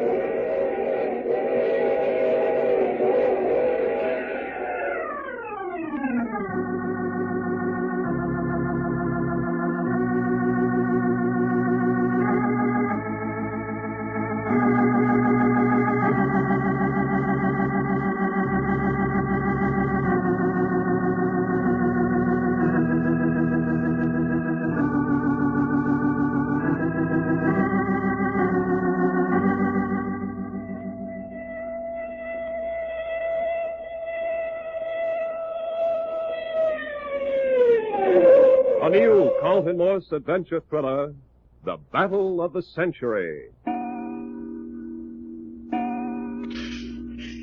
My father's starting any dirty work around here, I won't wait for the fight. I'll marry Duke Carter right now. You'll do nothing of the kind. I will, too. Quiet. Don't you tell me to be quiet. Quiet! Yes, sir. If your father starts any underhanded stuff, we can be just as underhanded as he can. Sure, honey. Don't you worry none. We're used to fighting city cats. I say, here they come. Boy, will you look at it. Jacqueline, do you know these men? No, where do they come from? They don't work on the ranch? No, I've never seen them in my life before. Uh-huh. And they're a couple of ringers your father's imported. Well, that shows you. That proves he's not playing fair. Well, never mind that. Let's see what they have to say. Well, come on over. What are you standing there for? Oh, so you want us to come over? That's what I said, wasn't it? So we come over. What about it? What's your name? Benny, take it or leave it. This here's Mud. Mud what? Mud Puddle, probably. Oh, wise guy, huh? Oh, I've been around some. Say, you two, where did you come from? Hey, Mud, a skirt. That's great. I asked you where you came from. You don't belong on this ranch. A skirt with venom. With what? With venom. You don't know what venom is? Where's your education? I said you didn't belong on this place. She says we don't belong on this place, Mud, and after the old man giving us 200 smackers to come all the way from Reno. Oh, so Ross brought you down from Reno. You catch on quick, Johnny. Well, why did he bring you here? He wired Reno he needed a couple of smart sparring partners for a fighter. So the chief of police said he'd let us two boys out of the can if we'd get out of the state. So we accepted the proposition. Hey, you fellas just get out of the calaboose? Yeah, it wasn't much of an assignment, though. We was only in for 3 months. I say, what were you incarcerated for? Hey, Mud, did you hear that? Or is my ears deceiving me? You'll have to talk just plain United States to these mugs, Reggie. He wants to know what you was in for. For beating up 5 policemen. Oh, look here. You two men beat up 5 policemen? That's the plain truth, Percy. I say, what did you call me? The Wade was Percy. It's quiet. I just wanted to be sure. And a kid, Reggie. Hey, Mud, you see that? He bopped me on the chin. Well, I say. Hey, ain't you hurt at all? No. And it is mighty fortunate for him I ain't, 'cause when I am hurt, I am a dangerous brute. You're a brute, all right. Sure, did you see that, Jack? And I really hit him, too. Yes. This looks like something new in fighting men. Is Mud as good as taking it as you are? How about it, Mud? Don't ask Mud to talk. It hurts him. Yeah? Well, what's the matter? His esophagus laid an egg on. You mean he can't talk? Oh, he could whisper. I've been telling him for years, can't he, to get him sooner or later. Boy, if this ain't a pair I never seen in it. So you've come down to be Reggie's sparring partners. Who's this here Reggie? I am. You mean Mud or me come all the way down from Reno on account of that person? Now, see here, Benny. I'm getting pretty sick of your implications. You know, boys, he talks like his mouth was full of syrup. Sweet, I call it. Yes, well, you heard me, and the next time I hit you, it won't be for fun. The next time you hit me, chum, I'm going to tear a leg off of you and shove it down your throat. Well, if you're going to be Reggie's sparring partner, go into the other room and get into a pair of trunks. Yeah, it's a waste of time, but that's what we come for. Come on, Mud, let's go peel. Mr. Packard, are you going to put Reggie up against that man? That's the only way we'll find out what he's got. What do you care what he's got? The only man Reggie's supposed to fight is Big Swede. What about it, Reggie? Well, I say, I'd like to guard him. I've never seen a chappie who could stand up under a punch like that. Yeah, didn't he make him blink? Well, better go get into some trunks. Yes, right-o. Only take half a minute. I think you're crazy. You don't know what that man has up his sleeve. If my father sent all the way to Reno for him, he's got some good reason for it. Exactly.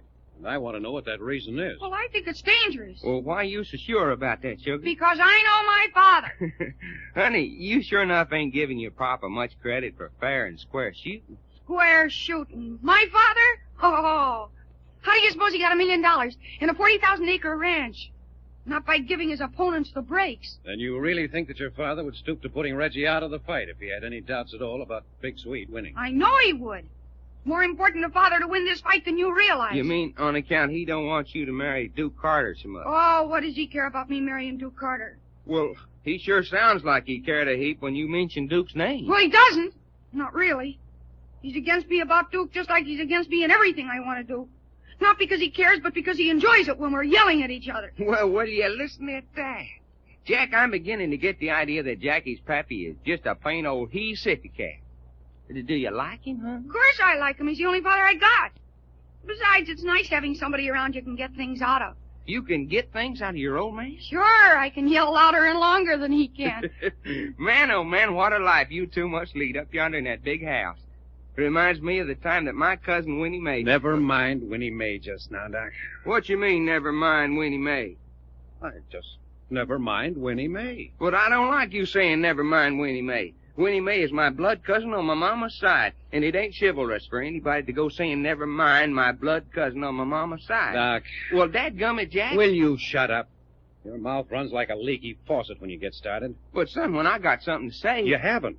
You just forgot to turn off your mouth. Well, that ain't a pretty thing to say. We've got way off the subject. Reggie and Benny will be back here in a minute. And don't forget Mud. No, I'm not forgetting Mud. Now to get back to what we were talking about. Jacqueline, you said your marriage wasn't the important thing in this fight.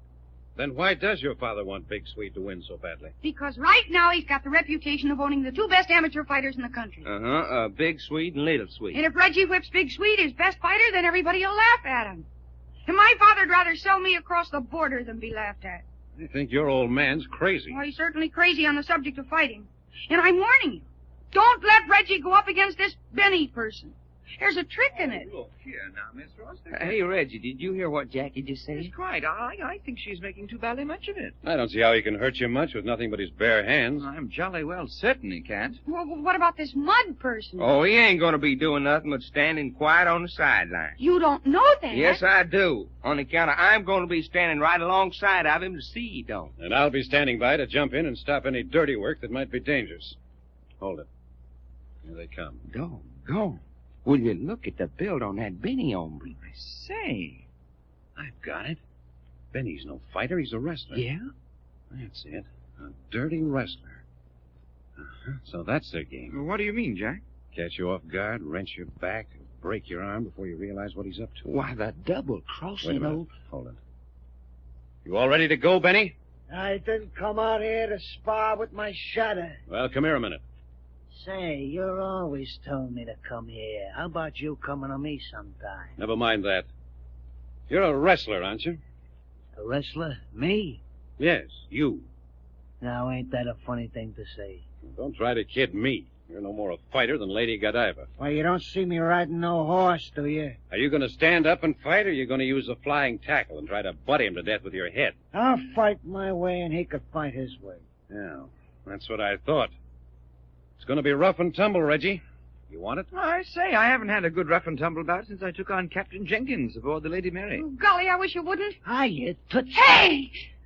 You chuck me under the chin, will you? Oh, bay, out of your fight, Jack. You great big lug! Yeah, I ain't never seen no skate with such venom. Cute stuff. I told you to keep your hands off me! I say, old fellow, don't touch that girl again. Well, if it ain't Percy himself. Oh, boy, Reg, what a sock. But I say, it didn't faze him. Well, anyway, you made him shake his head. Look out, Reggie. Get out in the center of the ring. I said the next time you bopped me, I was going to tear off your leg. Well, come and tear it off, then. Look out, Reggie. He's going to dive. Right. Oh! Good work, Reggie. You missed your mile. Let on his face in the splendor. Come on. Stop squatting there, you. Get up and fight. Hey, look out. Look out. Hey, they're down. Get on top, Reggie. Get on top. Get your finger out of my eye. Oh, said so. Now you'll keep it out of my eye. Roll over, Reggie. Roll over. Yeah, she says to roll over. Right. Righto. Come on, boy. Come on there, son. You're doing it. You're doing it, Reggie. Get on your feet, Reggie. Get on your feet. Now get up. You bet you. And try this. He's down. He's down. He's up again. You want some more? Whoopsie, he's down again. Get up on your feet. Yes, certainly. You ain't hurting me none. Oh, is that so? That's it, Reggie. Keep doing it. Here. That's enough of this. Whatever you say, Jack. Well, Benny, what do you think of Reggie now? Hey, that kid's all right. Too bad he ain't got no power behind his blows, though. What you mean he ain't got no power? He sure knocked you for a mess of loops. Well, me, I ain't got no use for a mug that can't beat my ears off, see? Benny, you're sure one tough hombre.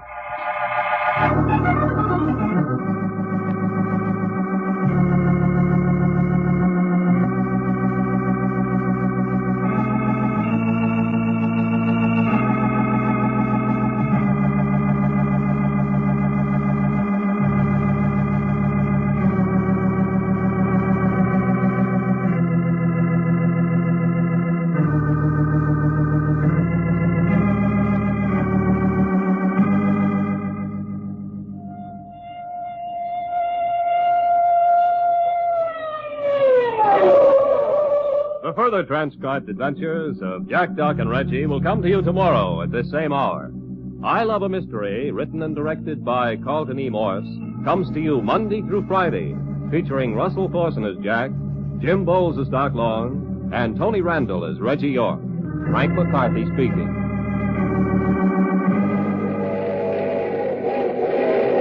The Mutual Broadcasting System presents I Love a Mystery.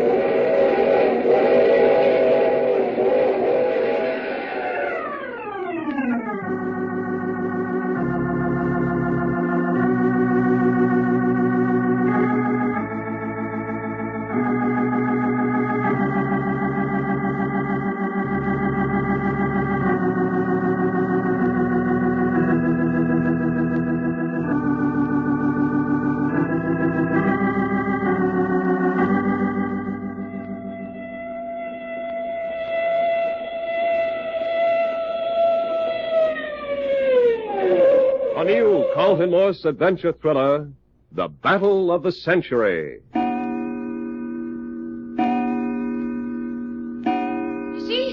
You see, my father did send Benny down here to injure Reggie.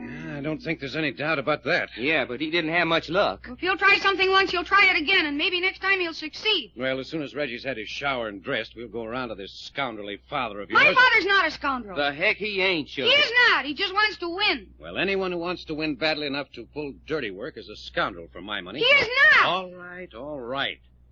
And he's not a scoundrel. Well, he's not. Well, I said he wasn't, didn't I? Yeah, but you don't believe it.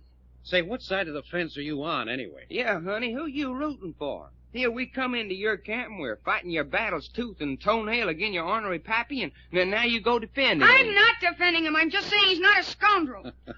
Well, let's make that our beautiful thought for the day. Jack Dempsey's father is not a scoundrel. Well. Well, what? Well. That's intelligent.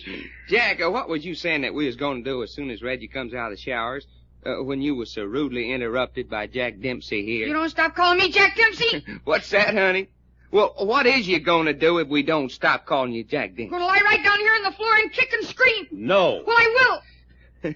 Sugar, that wouldn't be polite for a nice little old girl wearing a dress. You would say something like that. Yes, ma'am, I sure would. And you call yourself a gentleman. No, you're wrong there. I never did. Well. Are we back to that again? Paying attention to her don't get us nowhere, Jack. Now, what was it you said you was going to do as soon as Reggie gets dressed? We're going to hunt up Jim Ross and get this thing settled once and for all. You mean about him trying to sabotage our Reggie boy? Yeah, and tell him to lay off that rough stuff or take the consequences. Now you're talking, son. Well, that's good, and I'm going along. Oh, no, you're not. I am, too. I said you're not. Hey, whose father is this, anyhow? Guess if I want to give my father a piece of my mind, I can, and who's going to stop me? Doggone fella, it looks like she's got you there. Yeah, then I guess we just won't go after all. Oh, why? Because you'll be under our feet messing everything up. No, I won't. Hey, Jack. Yeah? Jack, there's somebody sneaking off the porch. I seen him bust by the window. Did you see who it was? No, I didn't make it out. Well, come on, let's have a look. Oh, look, it's my father. Why, the old son of a gun's been a-spying on us. Hey, Ross! Jim Ross! You yelling at me? Yes, I'm yelling at you. Well, say, who do you think you're talking to? I'm talking to you. What are you doing sneaking around here? Well, I'll come back there and break every bone in your body if you don't change your tone of voice. Well, that's a good idea. Come on back. You bet I'll come back. No two-for-a-penny adventure can talk to me like that. Doggone, he's a-coming. You think he'll try to hit you? With that bay window out in front, he won't hit anybody. No, what do you mean by talking to me like that? I talked to you like that because you had it coming. I'll have you know that... Yes, I know. You're Jim Ross, and you own 40,000 acres. And I don't take lip from no man. And if you're such a big man, why do you go around spying on people? Spying? Who's spying? You were. Oh, that's a lie. Don't tell me I lied. And don't tell me I've been spying. Well, you were, weren't you? Sure you were. You sicked that bone-busting Benny on Reggie, and then you came down to watch him put our boy out of commission. What are you talking about? I'm talking about those two mugs, Benny and Mud. Well, what about him? Your Englishman's got to have sparring partners, ain't it? Look, Jim Ross, I'm your daughter, and I'm ashamed of you. You keep out of these jackass... I will not keep out of this. You're scared to death that Reggie's going to whip Big Sweet. I'm nothing of the kind. You are, too. You're crazy. Big Sweet will knock that kid silly in 2 rounds. He will not, and you know it. You're so scared you're trying every foul play you know to keep Reggie out of the ring next Friday. What do you mean talking to your father like that? Because that's the kind of man my father is. Just a great big double-crossing, two-timing scoundrel who doesn't know what it means to play fair. What did you call me? I called you a scoundrel, and Why, you are, too. You baggage... I am not. You are, you're a... Hey, cut it out. This has gone far enough. Call me a baggage, will you? Jacqueline. Great big so-and-so. If you weren't my father, Hey, for crying out loud, honey, let up, will you? Oh, who does he think he is, anyhow? I'm your father, by thunder. Though I don't know why. Will you two lovebirds shut up and let somebody else talk? Ooh-wee. Boy, you'd sure know that them two was cut out of the same hunk of wood, wouldn't you? You think that's a decent way for a father and daughter to be acting? Screaming at each other? Well, that's the only way you can make my father understand. You yell at him. I told you to keep still. Oh, but a girl's all by herself. Quiet! She... yes, sir. Yeah.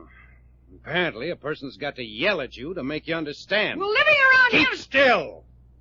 All right. Now, don't anybody make a sound for 5 seconds. Now then, I'll do the talking. The first thing I want to know, Ross, is why you sent a wrestler down to spar with Reggie if you're not up to something. Who said he was a wrestler? I say so. You know he is, even if you didn't know it before. Because you were watching in the window and saw him fight Reggie. Well, what about it? This about it. He tried every way he knew to injure Reggie. He even tried to gouge his eyes. Luckily, Reggie's just as good at rough and tumble as he is at stand up and knock down. There was all the proof that anybody needs that you paid Benny to come down here and put that boy out of commission. That's a lot of balderdash. Well, there's no use trying to talk yourself out of it. It's the truth, and you know it. Now then, what I want to know is, now that Benny's failed, are you going to try some more underhanded tactics? I deny the whole thing. Well, that isn't answering my question. You're casting reflections on my good name, and by thunder, I have a half a notion to kick the whole caboodle of you off my place. Oh, so that's your game now. What do you mean? You're afraid to have Reggie fight Big Swede, so now you're going to chase us away so there won't be any fight. Dad, I think that's dirty, rotten. You keep still, young woman. I won't keep still. Jacqueline Ross, if you don't keep out of this, I'm going to have Doc gag. And, baby, I'm sure the hombre that can do it, too. Oh, all right. Yeah. Is that your idea, Ross? Certainly not. Keep a civil tongue in your head and the fight will go on as scheduled. But how are we going to keep a civil tongue when you're going around making trouble for us? Forget it. You're making a mountain out of a molehill. You see, Ross, we can't get a straight answer out of you. It's as plain as the nose on your face that you've got some more dirty work cooking. You can't talk to me like that. I'll have you know I'm a respectable member of this community. I think we can take care of that, too. Now, what do you mean by that? Jacqueline, what's the nearest town around here that has a newspaper? Knight's Landing. Knight's Landing, huh?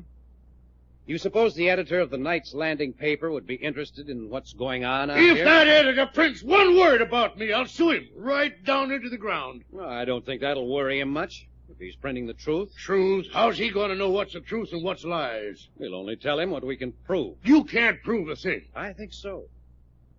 How do you think you'd stand in the community if I were to take Jacqueline and Duke Carter into this Knight's Landing editor and have them tell him how you're jeopardizing their future happiness on the outcome of a prize fight? Yes, and we will, too, if Mr. Packard wants us to. You'll do nothing of the kind. We will, unless you give us some assurance that you'll go through with the fight without any dirty work. Get off my place. Clear out of here, all of you. All right, that suits us. Doc, go hunt up Duke Carter and then start packing up our things. Get out the car. But you can't do that. We can do it, and we're going to. Now get yourself ready to go into Knight's Landing. Knight's Landing? What does she want to go to Knight's Landing for? Yeah, what do I want to go to Knight's Landing for? So you and Duke can tell your story to the editor, of course. They'll do nothing of the kind. Oh, yes, they will. And the story they tell will have the whole state of California in arms against you. The righteous indignation against you in Yolo County will be so thick you can cut it with a knife. What are you standing there for, Doc? Go find Duke. You bet you, fella. No, wait a minute. No. Wait, nothing. You've ordered us off your ranch. I didn't do nothing of the kind. And you're not going to move 1 foot off this place. Well, will you make up your mind? You heard me. None of you step a foot off this ranch until after the fight next Friday night. Those are orders. Well, ain't he the one? First he kicks us out, and now he just the same as makes us prisoners. You aren't about the doggonedest father a girl ever had. And as for you, young woman, the minute Big Sweet has punched that English boy silly, I'm sending you to an institution for girls. I'd like to see you. You think I won't, and I know just the place, too. Under the eyes of strict, sour-faced old women all day and locked up at night. Oh, they won't keep me very long. Oh, no? No, I'll sink my teeth into the first old woman who opens her mouth to me. I'll show you. I'll break up their silly old school inside of a week. Not this school, you won't. Besides, I'm going to marry Duke Carter. You're not going to do anything of the kind. I am too.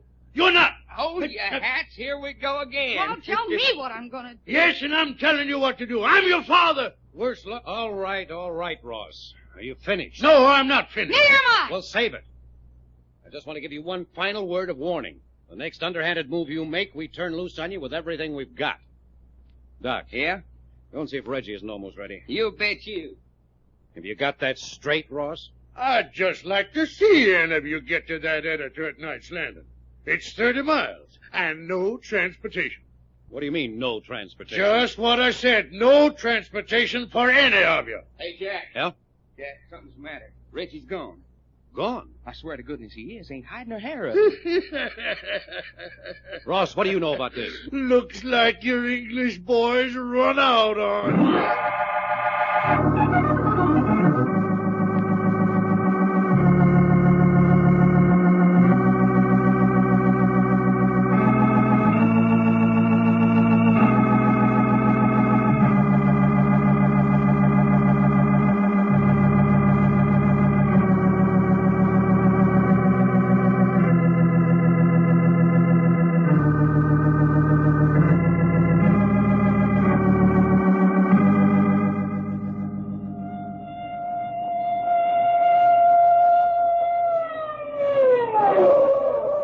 The further transcribed adventures of Jack, Doc, and Reggie will come to you tomorrow at this same hour. I Love a Mystery, written and directed by Carlton E. Morse, comes to you Monday through Friday, featuring Russell Thorson as Jack, Jim Boles as Doc Long, and Tony Randall as Reggie York. Frank McCarthy speaking.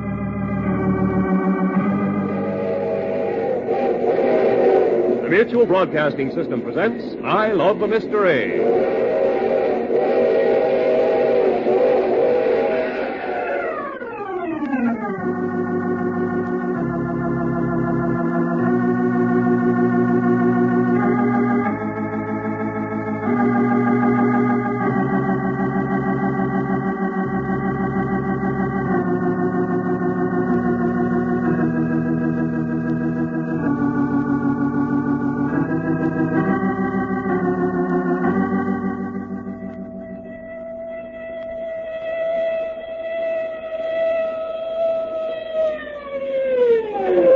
A new Carlton Morse adventure thriller, The Battle of the Century.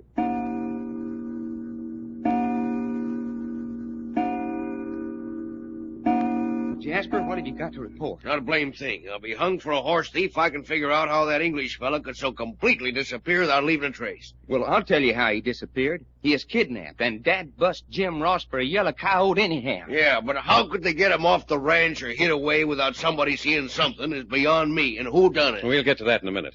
What do you got, Duke? No news. That is, except that Jacqueline's hanging on to her father's coattail every place he goes. Well, what good's that going to do? Well, she figures either he'll drop something that'll be useful to us, or he'll talk to somebody that'll give us a clue. Not a bad idea. But Jim Ross has got more sense than to say anything with her around. Yeah, unless he thinks he can put something over right under her nose without her getting wise. Well, anyway, it'll keep her busy and out of our way. Now then, Jasper, you asked who did it. I think that's obvious. Benny and Mud did it, with perhaps the help of one or two of the men here on the ranch that Ross can trust. Benny and Mud, who in thunder are they? Hey, you don't mean that those two sippy cats come on the ranch without you knowing about it? Sure, no one's on me. They came here to the training quarters this morning and said they'd been sent over by Ross to act as Reggie's sparring partners. We should have known right then there was something wrong. We did. Benny turned out to be a wrestler. And when Reggie went up against him, he tried every trick he knew to injure him. Flying tackles, butting, gouging. Say, if I'd been around, I'd have kicked him off this ranch quicker than take a tell it. I wish you had been around. But we felt pretty safe for the moment after Reggie succeeded in handling him so well. Reggie took everything he had and licked him, huh? Reggie couldn't knock him out, but it got to the point where Reggie was knocking him down as fast as he got to his feet. Boy, howdy, and every one of them knockdowns was like a breath of fresh air. Yeah, Jim Ross see it? Yes, we caught him sneaking away from the gymnasium. He'd been outside watching through the window. You mean he didn't have the nerve to come in and face you guys? Apparently not. We had a row and threatened to go into Knight's Landing and expose him to the newspaper there. And that's when he issued orders that none of us was to be allowed off the place until after the fight next Friday. Yeah, he means it, too. He's let all the air out of your tires, and he's got all the other cars locked up. Well, shucks, there's plenty of horses around if we want to make a break. It'd be as much as your life's worth to get one. How's that? Got a bunch of the toughest boys on the ranch guarding them with six-shooters. Well, what you know? Gun stuff, huh? Well, we don't want to make a break. We're staying right here and fighting Jim Ross on his own grounds until Reggie's back safe. You bet you. Hey, Jack, how about us starting a war that is a war? Now, we'll discuss that later. First, I want to ask Jasper a couple of questions. Is there any place Reggie could be held prisoner on the ranch that hasn't been investigated? Oh, I can't think where, except in the big ranch house. Nobody's been in there that I know of. Oh, sure they have. Jacqueline's been through that house from top to bottom. You sure she did a good job? You bet she did a good job. After she'd been through once, I sent her back and made her do it all over again. If Reggie's in that big house, they've flattened him out and shoved him under the carpet. You think Ross had him sent off the ranch? No, I don't. I don't think he'd chance it. Boy's right here on the place somewhere. Yeah, but 40,000 acres is a lot of acres when you start looking for somebody. That's true. There's gulches and ditches and underbrush, high grass. I don't know what all it'll take us a month of Sundays to comb through. Well, if we're sure he's not any of the buildings, that's our next bet. Now then, my next question. I don't think Benny and Mud could have handled that kidnapping alone. Which of the men would Ross be most apt to trust to help them? Curly Stewart, Ole Jenkins. Hey, you don't say. Them two hombres that me and you put to sleep the other night, Jack. Yes. Have you seen them around since Reggie disappeared? Sure, just usual. Notice them acting any different? No, can't say I did. Where do you imagine they'd be about now? Oh, down around the bunkhouse. Boys always gather down in front of the bunkhouse for horseplay and talk until time to turn in. All right, let's go down there. You know, what you got in mind? I'll tell you as we go down. Well, it ain't far. All right, let's go. Hey, wait a minute. What about Jacqueline? Well, what about her? Well, she said if she got anything, she'd come here. All right, you wait. We won't be gone long. But what's the idea? What'll I tell her if she comes? Just say we've gone down to the bunkhouse to pick up Ole and Curly. Oh, you mean you're going to bring them back here? That's right. Here, now, you ain't going to get those boys to come up here without a fight. I don't think there's going to be any fight. Come along, and I'll tell you about it. Well, what the heck if there is a fight? What got to do with another sock at them two? There's not going to be any fight, I tell you.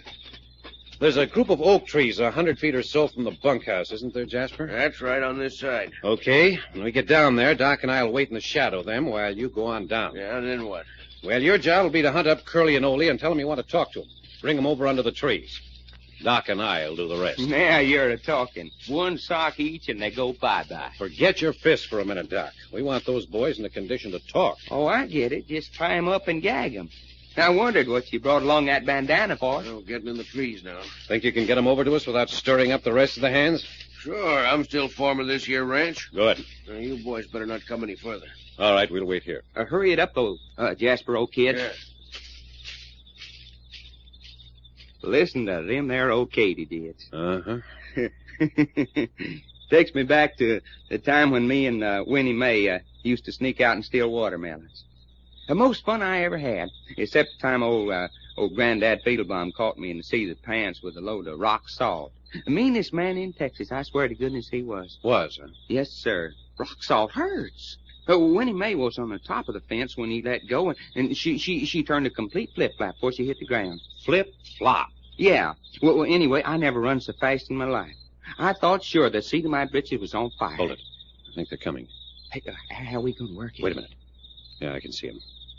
He's only bringing one. Yeah? When they get in here, put your hand over his mouth and I'll upset him. That's the ticket. Go down on top of him and be sure to keep his mouth covered. Bet your boots. All right, now. Quiet.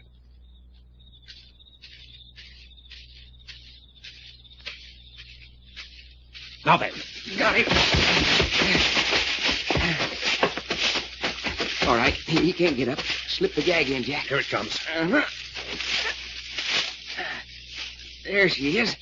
Now, take his belt here and tie up his hands. Come on now. Put your hands behind you. There. That's it. There. All right. Let him up, Doc. Yeah, that's one of them. But where's the other one, Jasper? I couldn't locate Curly. None of the boys seem to know where he is. That's not so good. No, it ain't. Well, what the heck? One's almost as good as two. Why don't we take Sweet up and work on him for a while? Might as well, I guess. Well, you go ahead. I'm going to have a look around for Curly. All right, you do that. We'll hold Sweet until you get back. All right. And careful you don't run into anybody on your way back. We'll watch out for that. I'll see you later, then. All right, sweet old kid. Step along. Keep hold of him, Doc, so he can't break away. You better not try to break away. You hear what I say, fella? Better keep to the left. There's more shadow. Yeah, over this way. Shucks, Jack. This is easier than shooting fish. Well, I hope it'll be as easy getting information out of him. Oh, sure it will. Why, Swede here will open up like the Grand Canyon when we start working on it. Won't you, Swede? He shook his head, but he's just fooling. All right. Between here and the door, it's moonlight. We'll just have to chance it. Keep on walking. Fast. Yeah. Step on it, son. There. We made it. Hey, you back already? Yes, sir, and look at the prize we got. Shut the door, Doc. Duke, help me pull down the blinds. Yeah, sure. But where's Curly? Well, he wasn't around. Jasper's still out looking for him. Maybe he's up with Jim Ross. Yeah, maybe. All right, sit down, Sweet.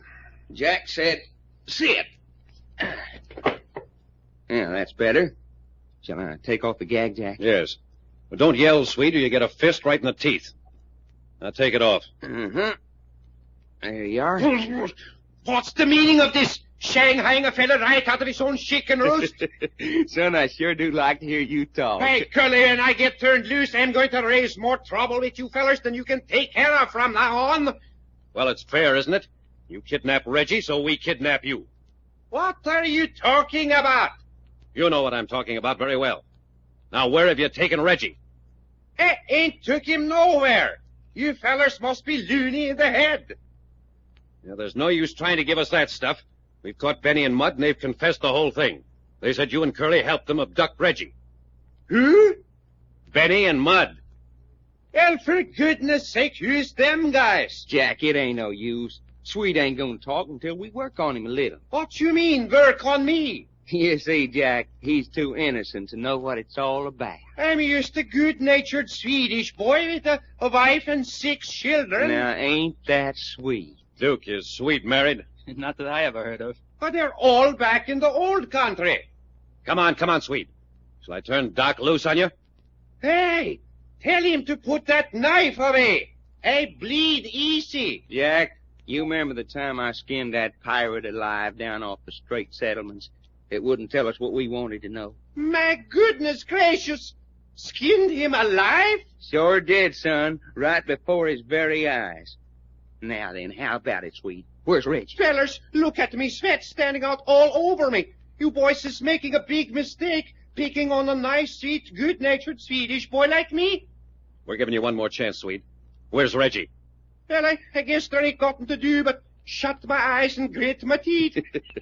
Will you look at him, Jack? Ain't that the awfulest expression you ever did? Go ahead, fellers, but remember I bleed easy. All right, Doc, that's enough. You can open your eyes now, Sweet. Is it over already? We're not going to use a knife on you. You ain't? No.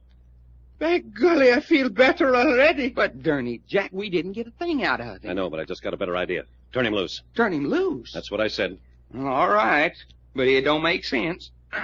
There you are, Sweet. Now, get to going now. Thank you, boys. It's been mighty pleasant knowing you. Doggone, Sweet, you can't help laughing at But it. what's your idea, Jack? Jim Ross has kidnapped Reggie, so he can't appear in the ring next Friday. So how about us kidnapping Big Sweet so he can't show up either? Say, now you've got something. Say, that's all right. Hey, Jack, how come I never thought of that?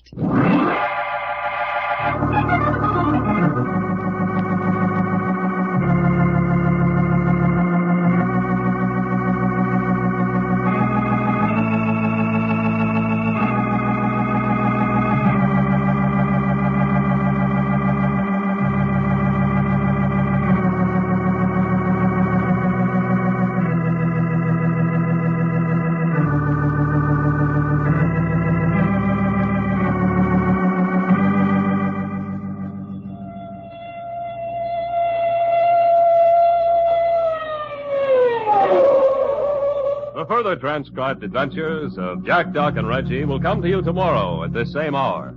I Love a Mystery, written and directed by Carlton E. Morse, comes to you Monday through Friday, featuring Russell Thorson as Jack, Jim Boles as Doc Long, and Tony Randall as Reggie York.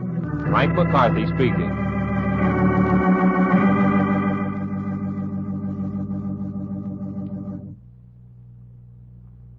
This program came from New York.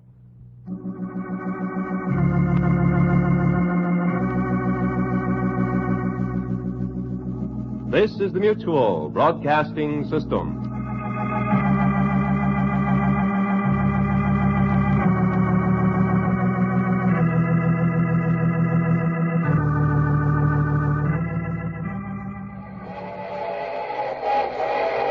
The Mutual Broadcasting System presents I Love a Mystery, transcribed.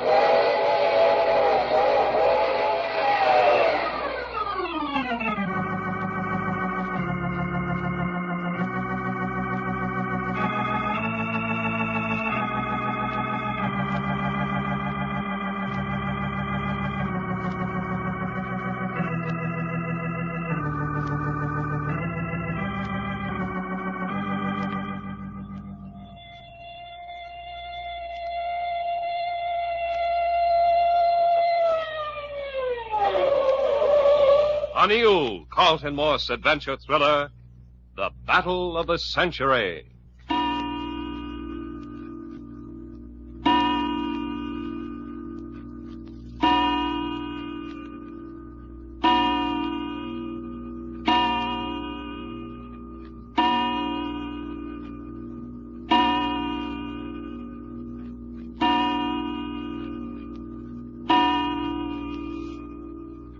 Nine o'clock at night in the training quarters on the Jim Ross Ranch, somewhere in Yolo County. When Jack, Doc, and Reggie first came to the Jim Ross Ranch, they found that Ross liked a prize fight better than anything else in the world.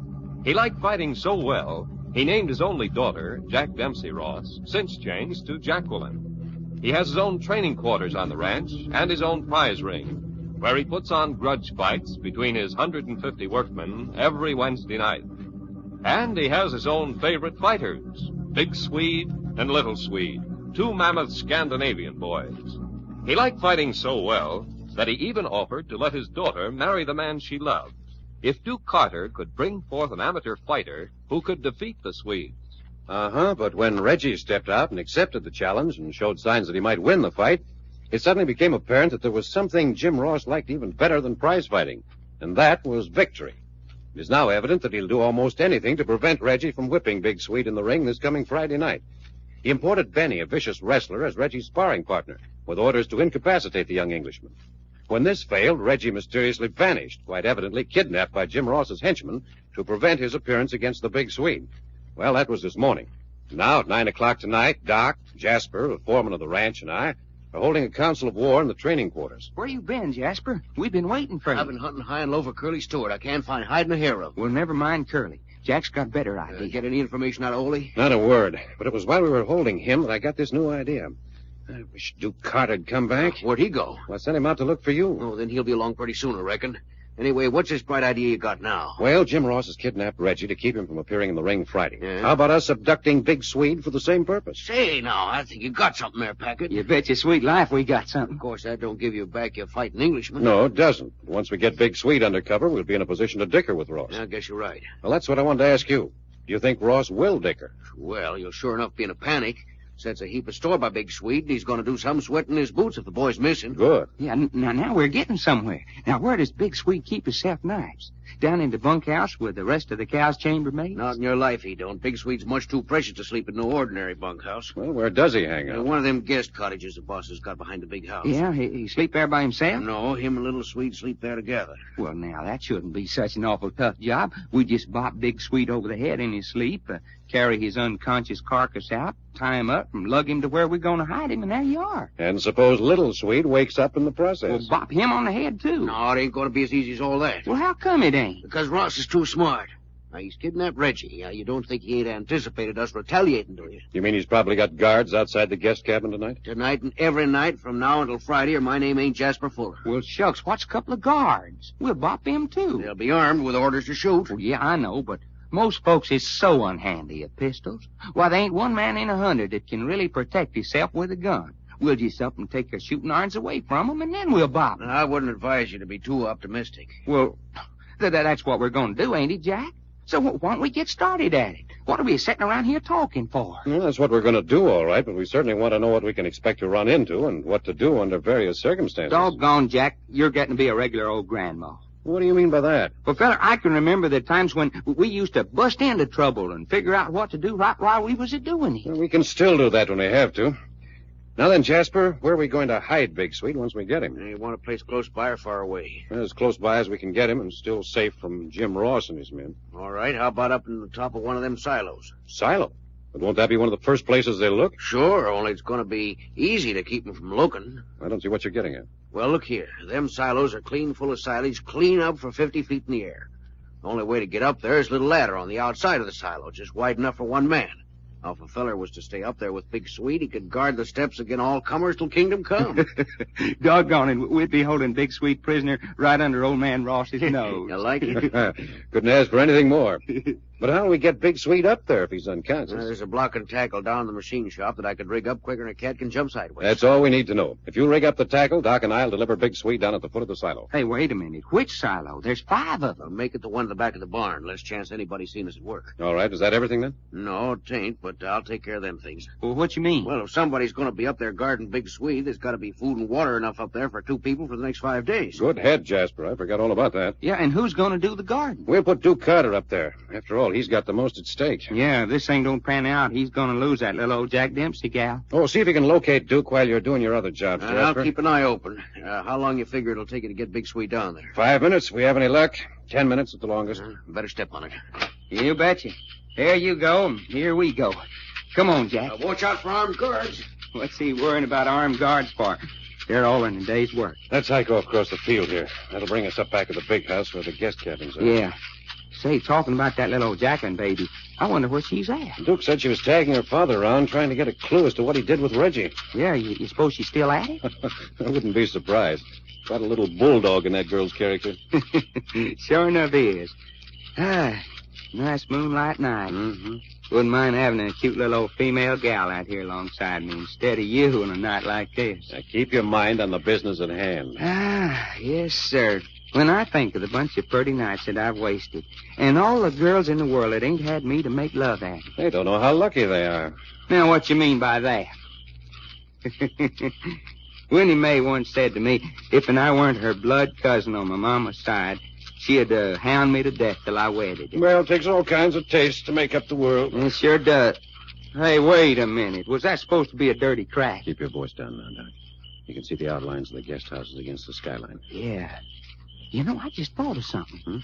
That there Big Sweet weighs 1 ounce less than a horse. It's going to be a job of toting his carcass clear down to the silo. Well, it's too late to think about that now. Lest we could catch her unconscious and make him walk. No, he'll be too much to handle. If he once starts a fight, he'll make so much noise we'll have the whole place on us.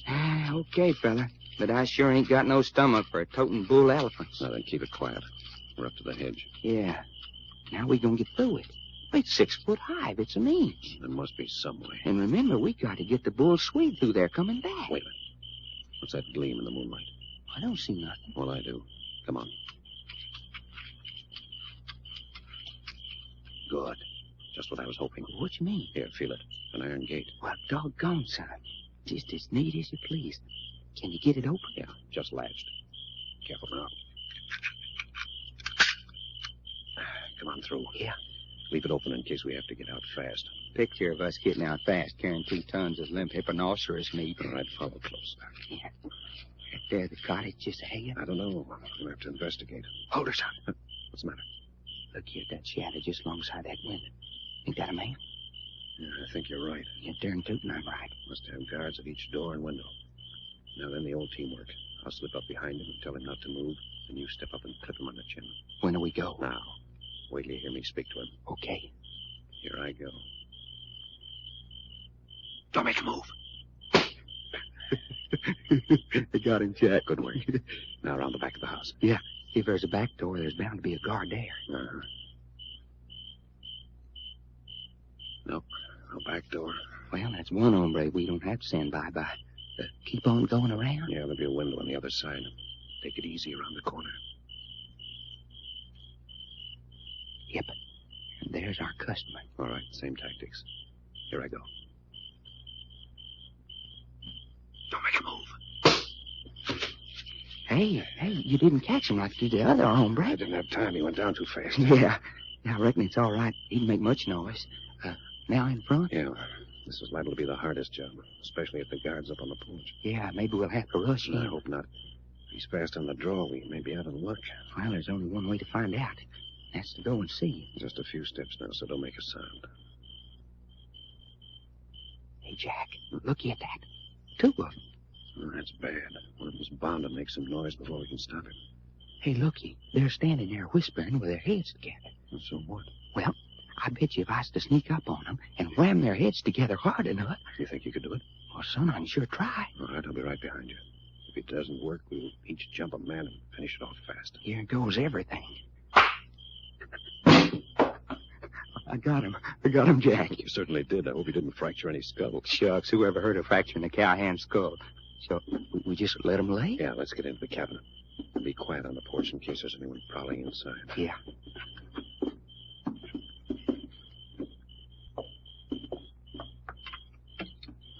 The door's locked. Well, son, I'll take care of that before you can say sick 'em.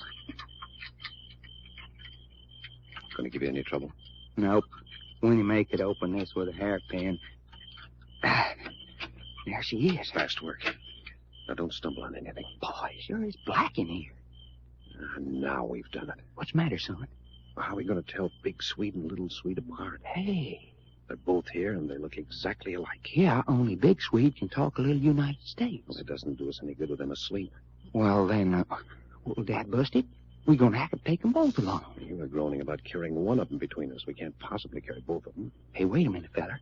I got an idea. Well, talk fast. Yeah, I darn near stumbled over a wheelbarrow around the corner of the house. Yeah, that's right. Sure, we'll dump them both in the wheelbarrow and let Jasper tell us which is which. All right, let's go. This must be the bedroom in here.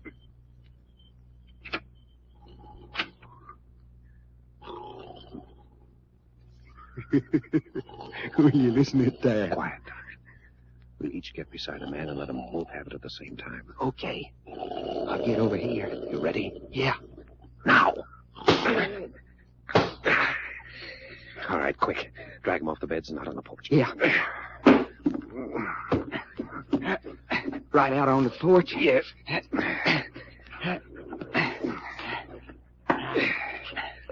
There they are, son. Quick, get the wheelbarrow. You bet. Oh, boy. What a job.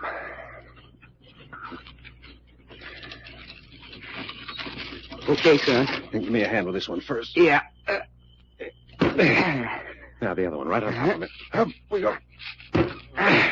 Well, so far it's all hunky-dory. I'll take the wheelbarrow first. You keep them from sliding up. Let's go, fella.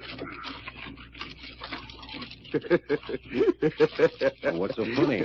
I just thinking. I'll bet this is the first time anybody has ever taken for a ride in a wheelbarrow.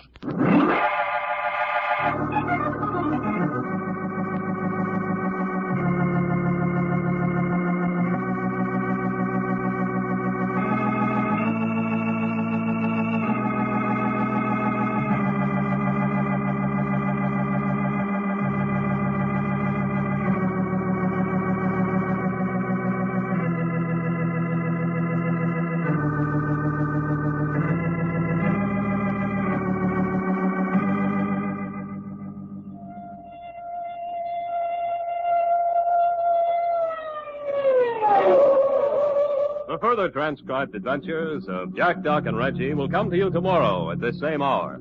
I Love a Mystery, written and directed by Carlton E. Morse, comes to you Monday through Friday, featuring Russell Thorson as Jack, Jim Boles as Doc Long, and Tony Randall as Reggie York. Frank McCarthy speaking.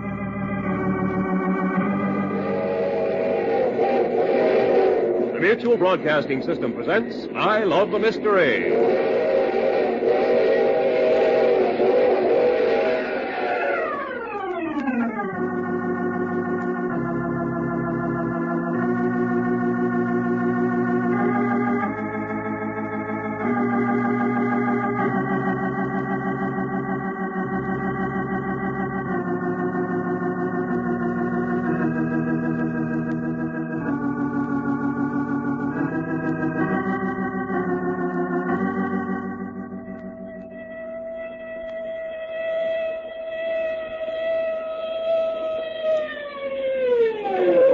new Carlton Morse adventure thriller, The Battle of the Century.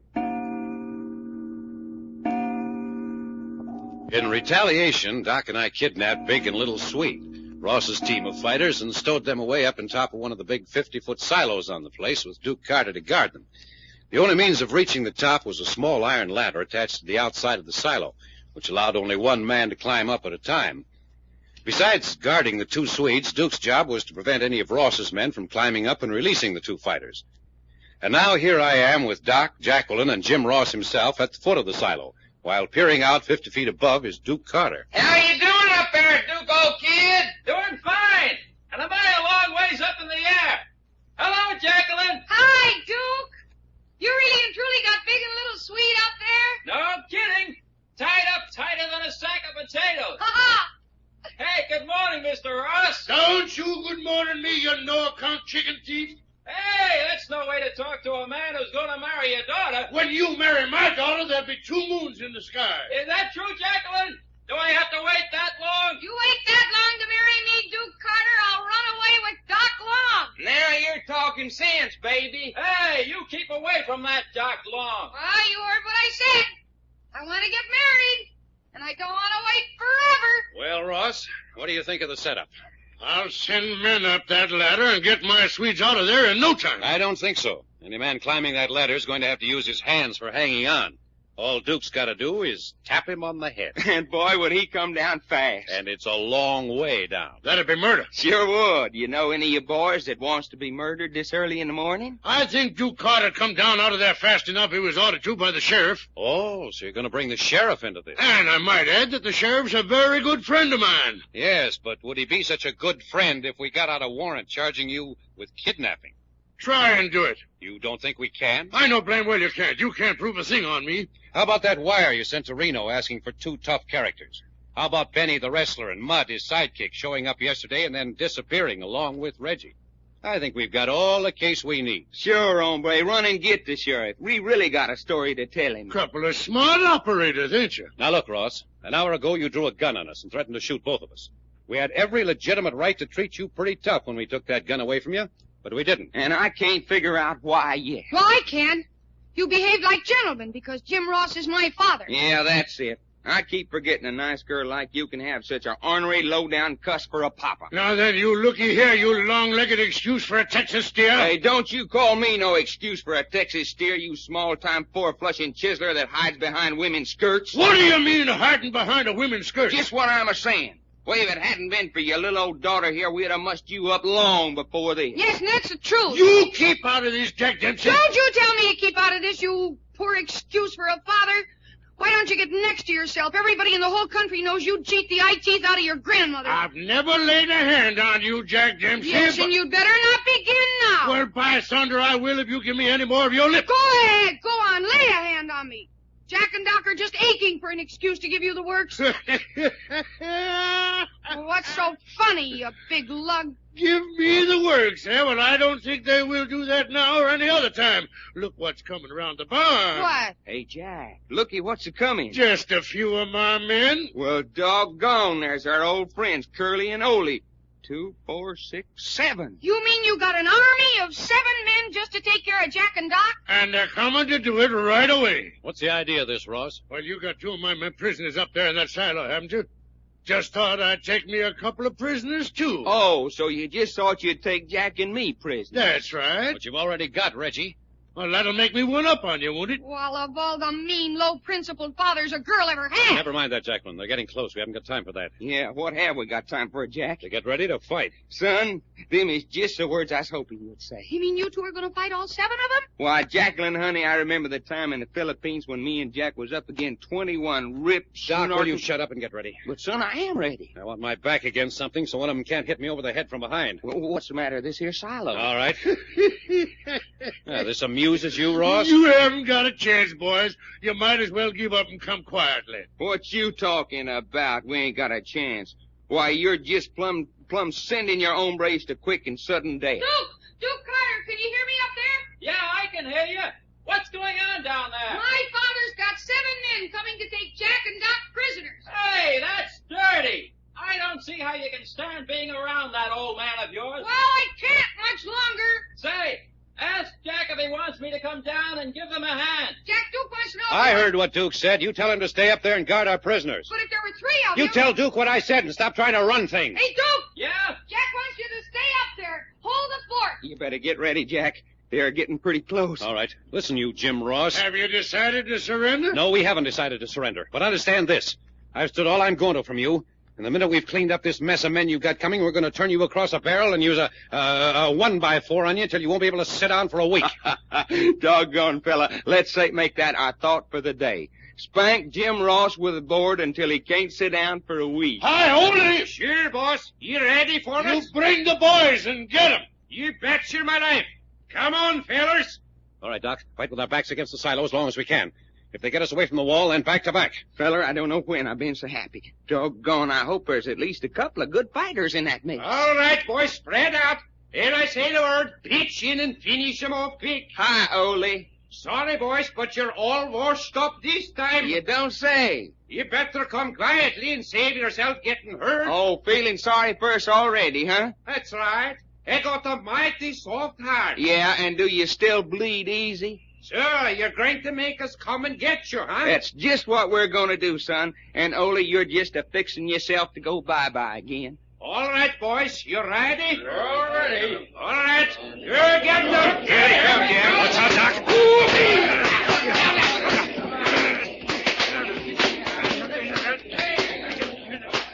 Come on, Jack. Attaboy, Doc. Get a boy, Doc. Hit him again. Oh, that's it. Go ahead and laugh. Oh, why didn't I think of this before? This is the best fight I ever had. Oh, you make me so mad. Hey, look, 2 men are down. 2 men are down. Fight him, Jack. Fight him, Doc. Fight him.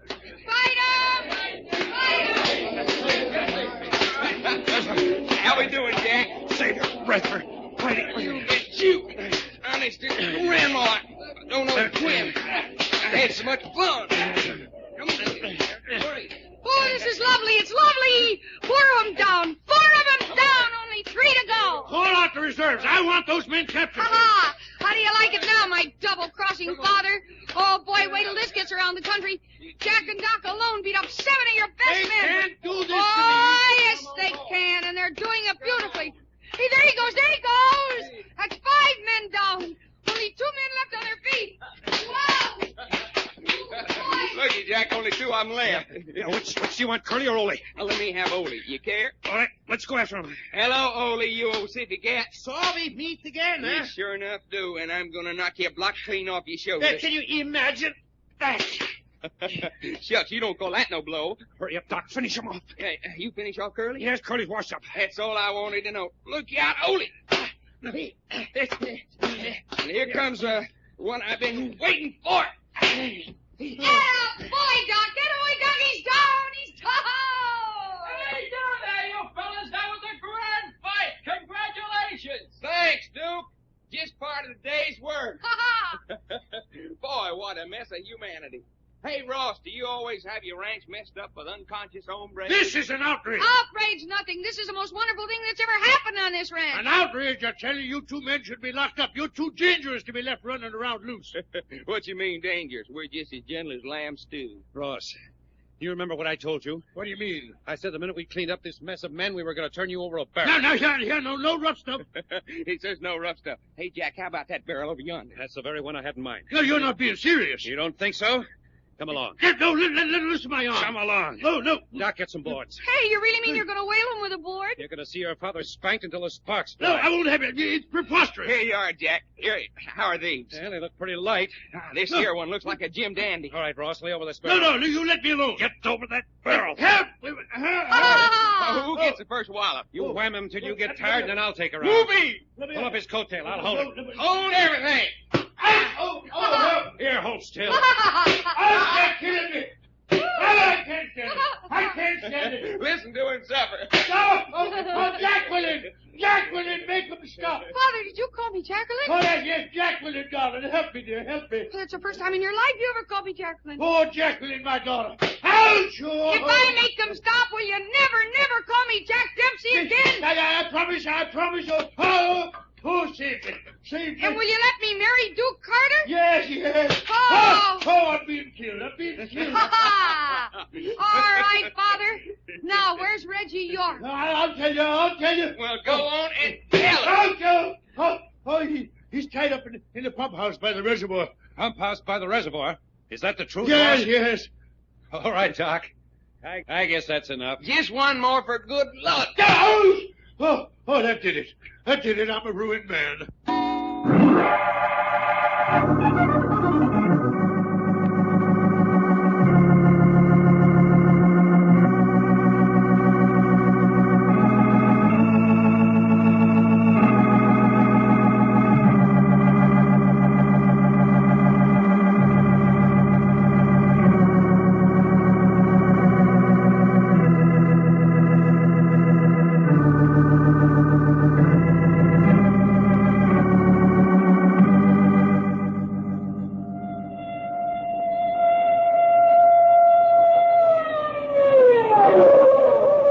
Further transcribed adventures of Jack, Doc, and Reggie will come to you tomorrow at this same hour. I Love a Mystery, written and directed by Carlton E. Morse, comes to you Monday through Friday, featuring Russell Thorson as Jack, Jim Boles as Doc Long, and Tony Randall as Reggie York. Frank McCarthy speaking.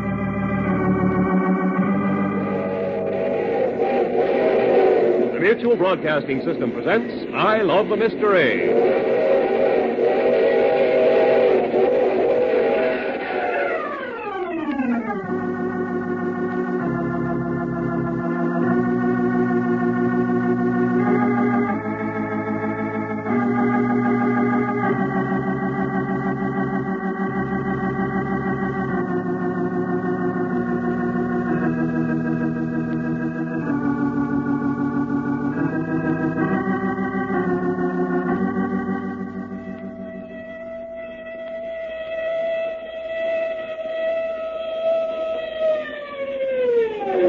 A new Carlton Morse adventure thriller, The Battle of the Century.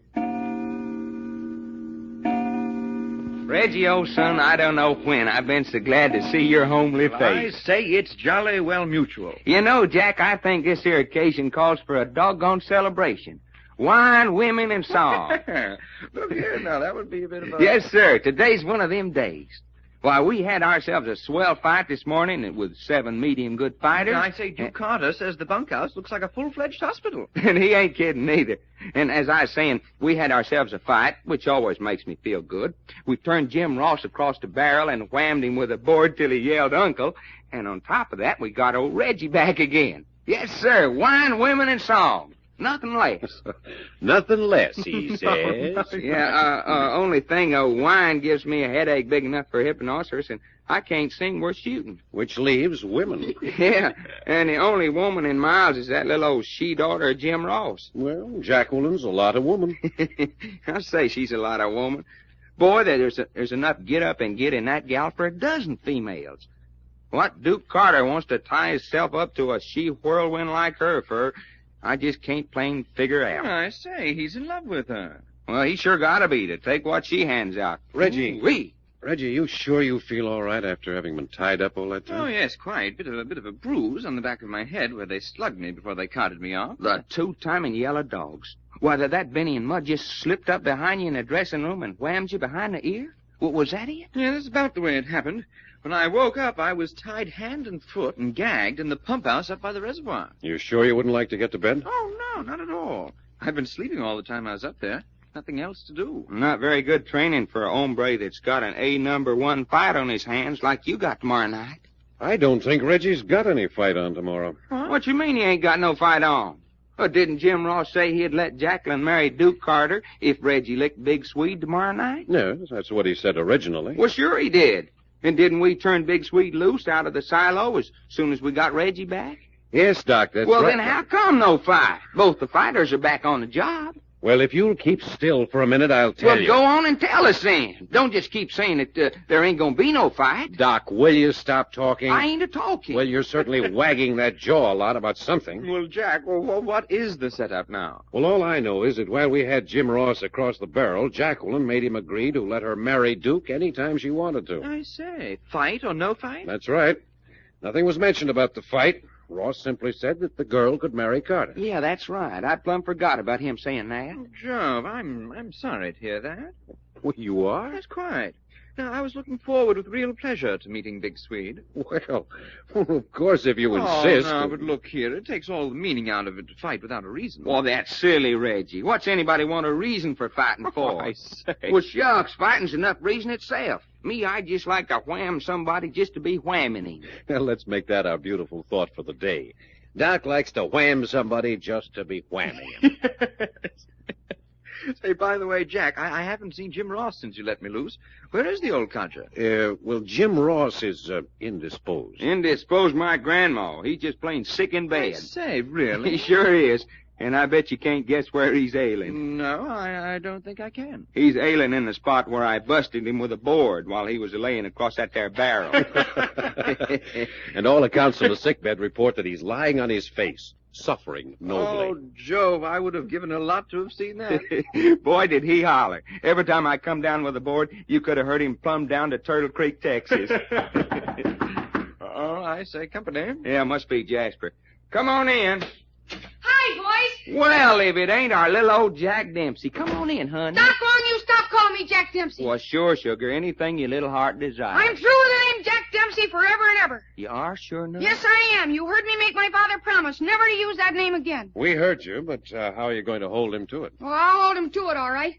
I made a bargain with him. But, honey, you know your old man don't keep his promise worth a plug nickel. Well, he'll keep this one, all right. I promised I'd never tell anybody about you boys turning him across that barrel as long as he calls me Jacqueline. He's not very proud of that barrel episode, evidently. Why, he hates it. If that got around in the community, people would never stop laughing at him. So you don't mention the barrel, and he doesn't mention Jack Dempsey? That's it. But I didn't come down here to talk about that. Well, what did you come down here for, baby? To find out if Reggie's all right. Oh, quite, yes, thank you. Never felt fitter. That's good because I want you all to come to my wedding tomorrow. Your wedding? Tomorrow? Sure. You heard Father say yourselves that he gave permission for me and Duke to get married. But tomorrow, ain't that kind of rushing things a little? No, it's not. I got my chance to marry Duke, and by gee, I'm going to do it. Before my father feels good enough to think of new reasons why I shouldn't. And before Duke changes his mind. Yeah, before Duke... Hey, what did you say? Oh, I said Duke's a great find. You did not. I heard what you said, and you're no better than you should be. Well, let's make that our beautiful No. We can't do that. We've already got one beautiful thought for the day. Intimating maybe that Duke doesn't want to marry me. You're plumb sure he does? Of course I'm sure. I don't know any man in the country who wouldn't be crazy to marry me. Well, that's right. Any man would be crazy to marry you. Jack Packard, you stop saying that. I'll be the best wife any man ever had, and you know it. Well, not for my money. And you can count me out, too, lady. Well, what's two men's opinions? You'd marry me in a minute if I asked you. Wouldn't you, Reggie? Well, look here. I mean, say... Speak right up, Reggie. Reggie! You don't mean you don't like me either. Oh, but I say, I like you immensely. But... There, what did I tell you? Yeah, but he ain't said he'd marry you. Well, you would, wouldn't you? Oh, please, Job. I couldn't, you know. An old sick mother and all that sort of thing. Poor Reggie. You're positively precious. No, not a bit of it. No, I won't have that. No. Boy, there's a way out of a proposal I ain't never heard of. Old sick mother and all that sort of thing. Reggie, you'd let an old sick mother interfere with your love life? Quite, yes. Bit of a sentimentalist, you know. Oh, look, you've all got to come to the wedding tomorrow. Yes, but Jacqueline, you can't marry in the state of California on such short notice. You've got to wait 3 days after you've announced your intention to marry. Oh, that's all taken care of. Duke and I took out an intention to wed certificate 2 weeks ago when we were planning to elope. Oh, thought of everything, looks like. Of course we did. Oh, and it's going to be a big outdoor wedding. Out on the lawn, and everybody in the country's coming. It'll be the biggest wedding this county's ever seen. Society even, huh? You bet it'll be a society event. When Jim Ross's daughter gets married, that's news. Well, and I guess you'll have to count us out. I won't either count you out. What do you mean by saying a thing like that? I wouldn't slick down my hair and raise my little finger for the King of England. But you gotta be there. Jasper's going to be my best man, and I want you boys to put on tails and be ushers. You want us to what? Put on tails. That's what I thought you said.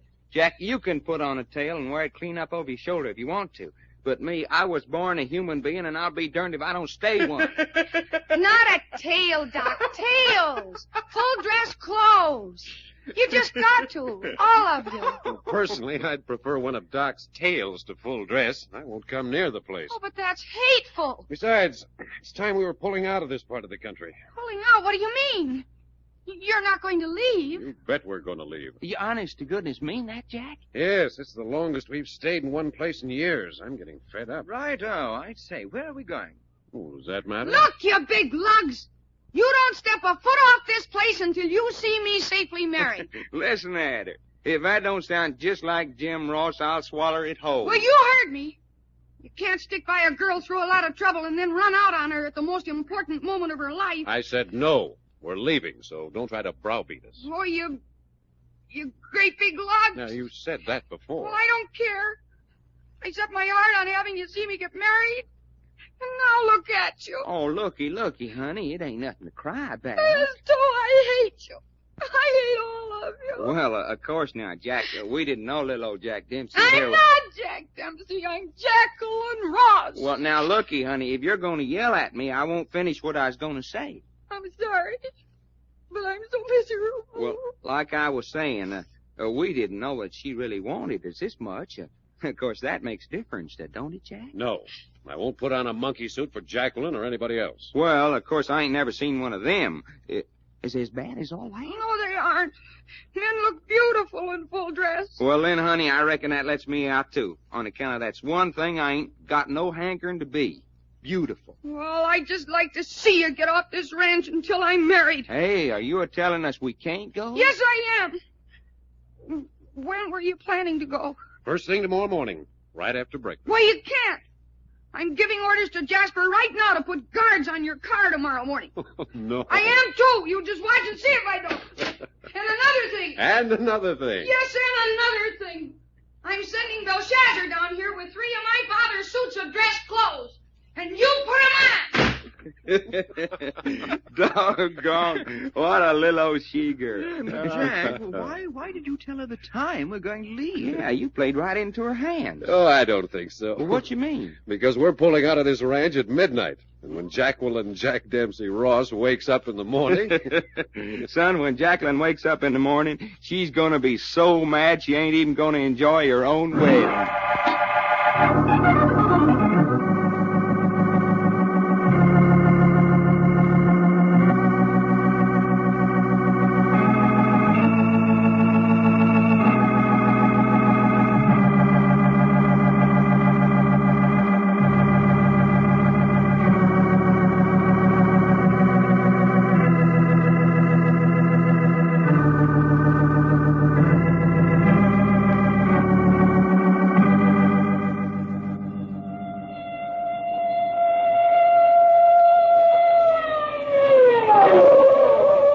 Further transcribed adventures of Jack, Doc, and Reggie will come to you tomorrow at this same hour.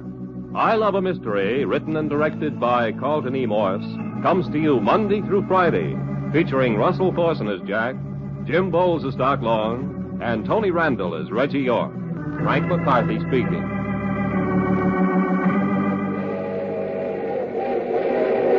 The Mutual Broadcasting System presents I Love a Mystery.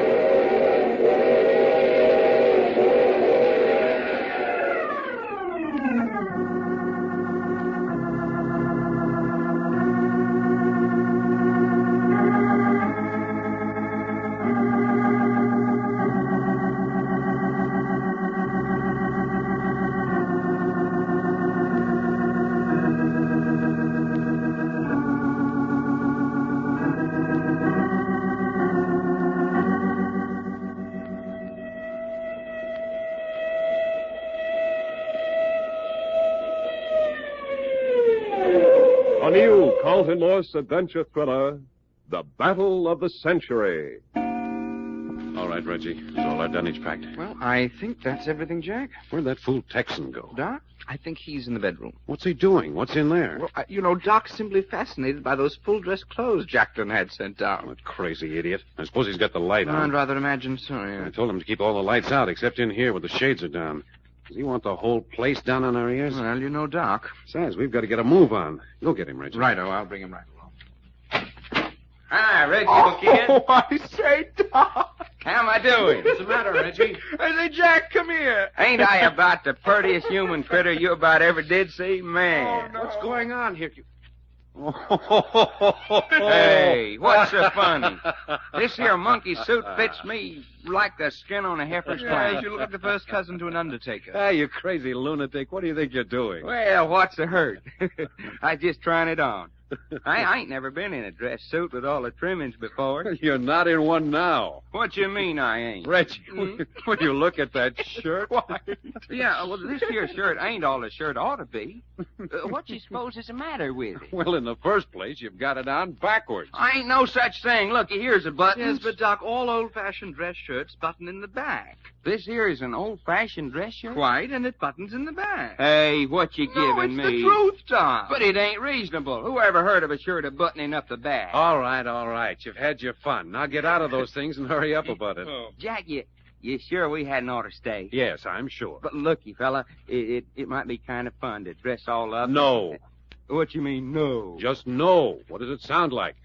Are you going to get out of that junk? Well, I am, ain't I? Doggone it, though. Poor little old Jacqueline's going to be mighty disappointed. All right, if you want to stay, stay. But Reggie and I are getting out of here. No, if you fellas are going, naturally I'm a-going, too.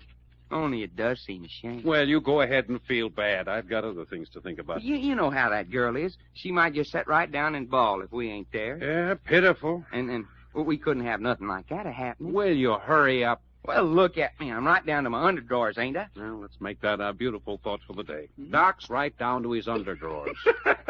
Now I'm skinning into my pants.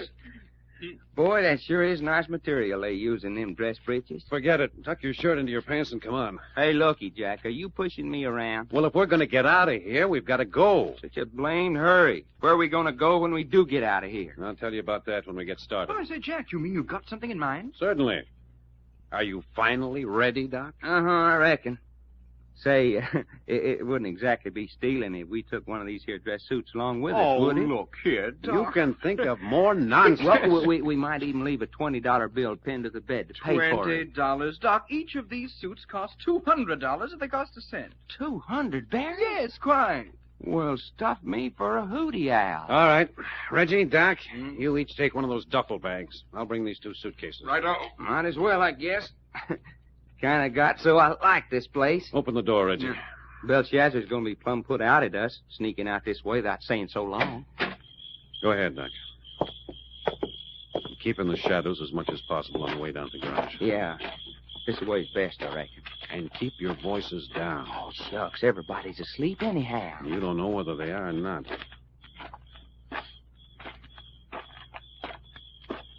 Sure one pretty night. Looky up there at that moon. Mm-hmm. Winnie Mae always said a moon like that was made for sparking. Winnie Mae always was my favorite cousin.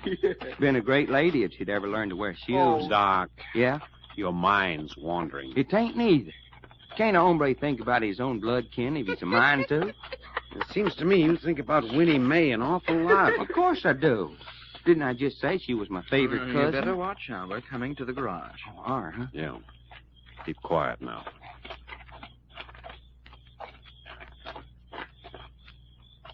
Hey, looky. The garage door's open. Someone must have forgot to close them last night. Well, take it easy. I don't see any guards, but that doesn't mean they're not around. Slip inside. Our car's right in the middle. Yeah. Here goes. I say. Bit black in here. You ain't kidding there. Hey, who turned on those lights? Aha! I caught you, didn't I? Well, son of a gun, if it ain't little old Jacqueline herself. Look at 'em, Jasper. Bag and baggage. Try to run out on me, will they? Looks like you boys is caught red-handed, all right. Nevertheless, we're leaving. Oh, no, you're not. Don't tell me what we're going to do and what we're not. Jack Packard, don't you dare yell at me like that. I am yelling at you like all that. All right, then yell. Yell all you want to, but you're not leaving this ranch until you see me married. I don't care if you never get married. You do, too. I don't either. You do. Hey, for the love of Pete, Jack. You sound just like Jackie and her papa. Ooh, that girl does something to me. She'd make a saint scream. Jasper, will you pull this female catamount off and let us get out of here? I'm afraid I can't do that, Packard. Why can't you? Because if Jacqueline here wants you to stay, those are orders as far as I'm concerned. Now, don't tell me she's got you wrapped around her little finger, too. I say she's had me hog-tied ever she was all legs and pigtails. Huh? Well, then I guess we'll just have to plow through you, too. More than me you got to plow through. Take a look in the driver's seat of your car. Hey, who's that? I say, it's Big Swede. That's right, Big Swede. And he's got orders not to let you boys take that car out of this garage. Well, now, what you know about that? Jacqueline, you mean you gone and sick Big Swede on us? After all we done for you. Yes, I have. I don't care what you say. Tell him to get out of that car. No, sir. He stays right where he is. Well, how's he going to fight Reggie under the wheel of a car? Yeah, and that's the object of the meeting, ain't it? No, it is not. The object is to keep you boys here. And I'd just like to see you get him out of that car. Jack, she's a honing to see us get Big Swede out of her car. Well, that's just what she's going to see. Reggie, get in the back seat. Doc, you get in front alongside of him. You betcha. I wouldn't try that if I were you. Well, why the heck not? I'll tell you why not. Because I ordered them to tear the gear shift out by the roots if you start pushing them around. Oh, I say, pull the gear shift out by the roots. And he can do it, too. Well, what do you say to that, Jack? Just that we're going to keep him so busy he won't have time to think about gear shifts. Back seat, Reggie. Front seat, Doc. I'll take him from this side. Move, B, let's go. Hey,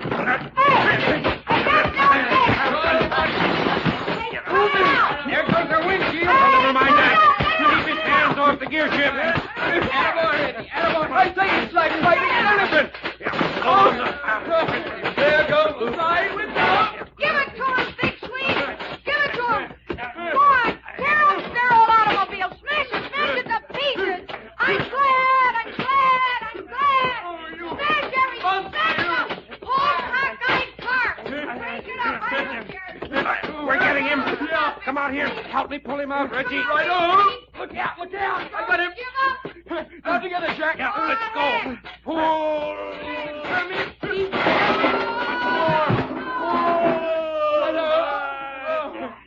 He's out. Yes, but he's pulled out. the front door off of our car. Here, you. Get up on your feet. Look out, Reggie.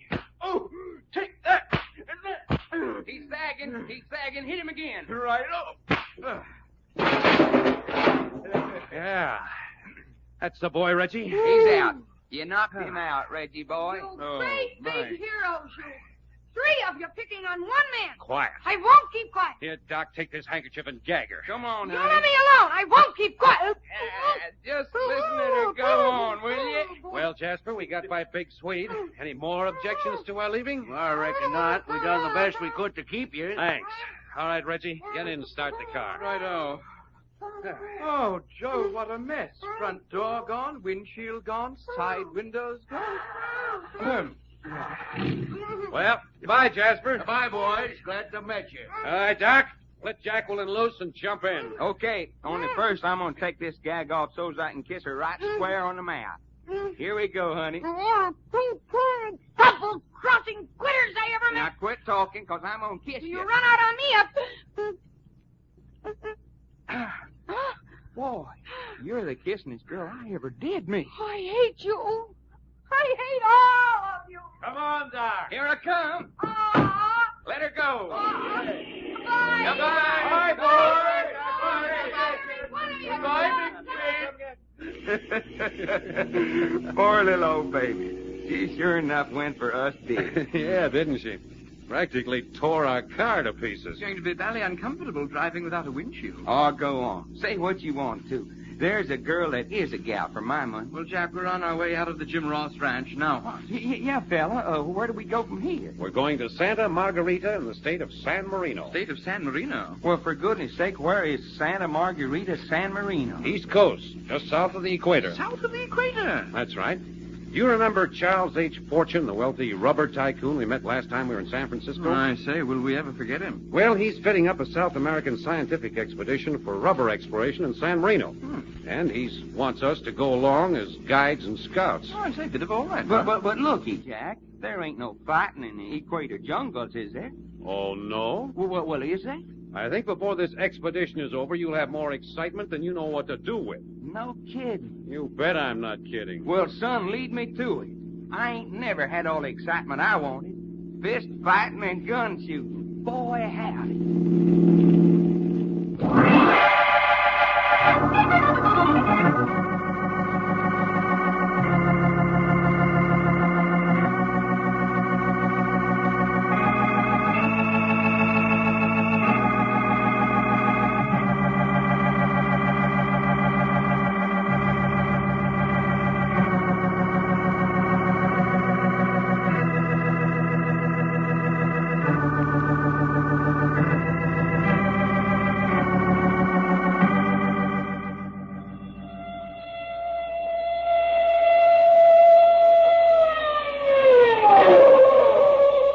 other transcribed adventures of Jack, Doc, and Reggie will come to you tomorrow at this same hour.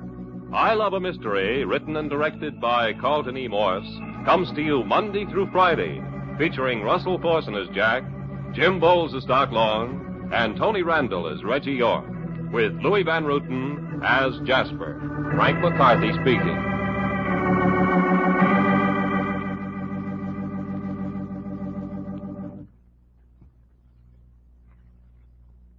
This program came from New York.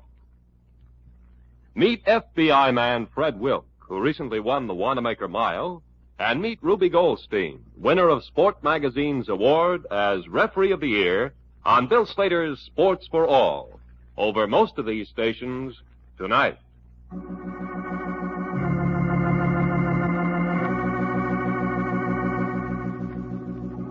This is the Mutual Broadcasting System.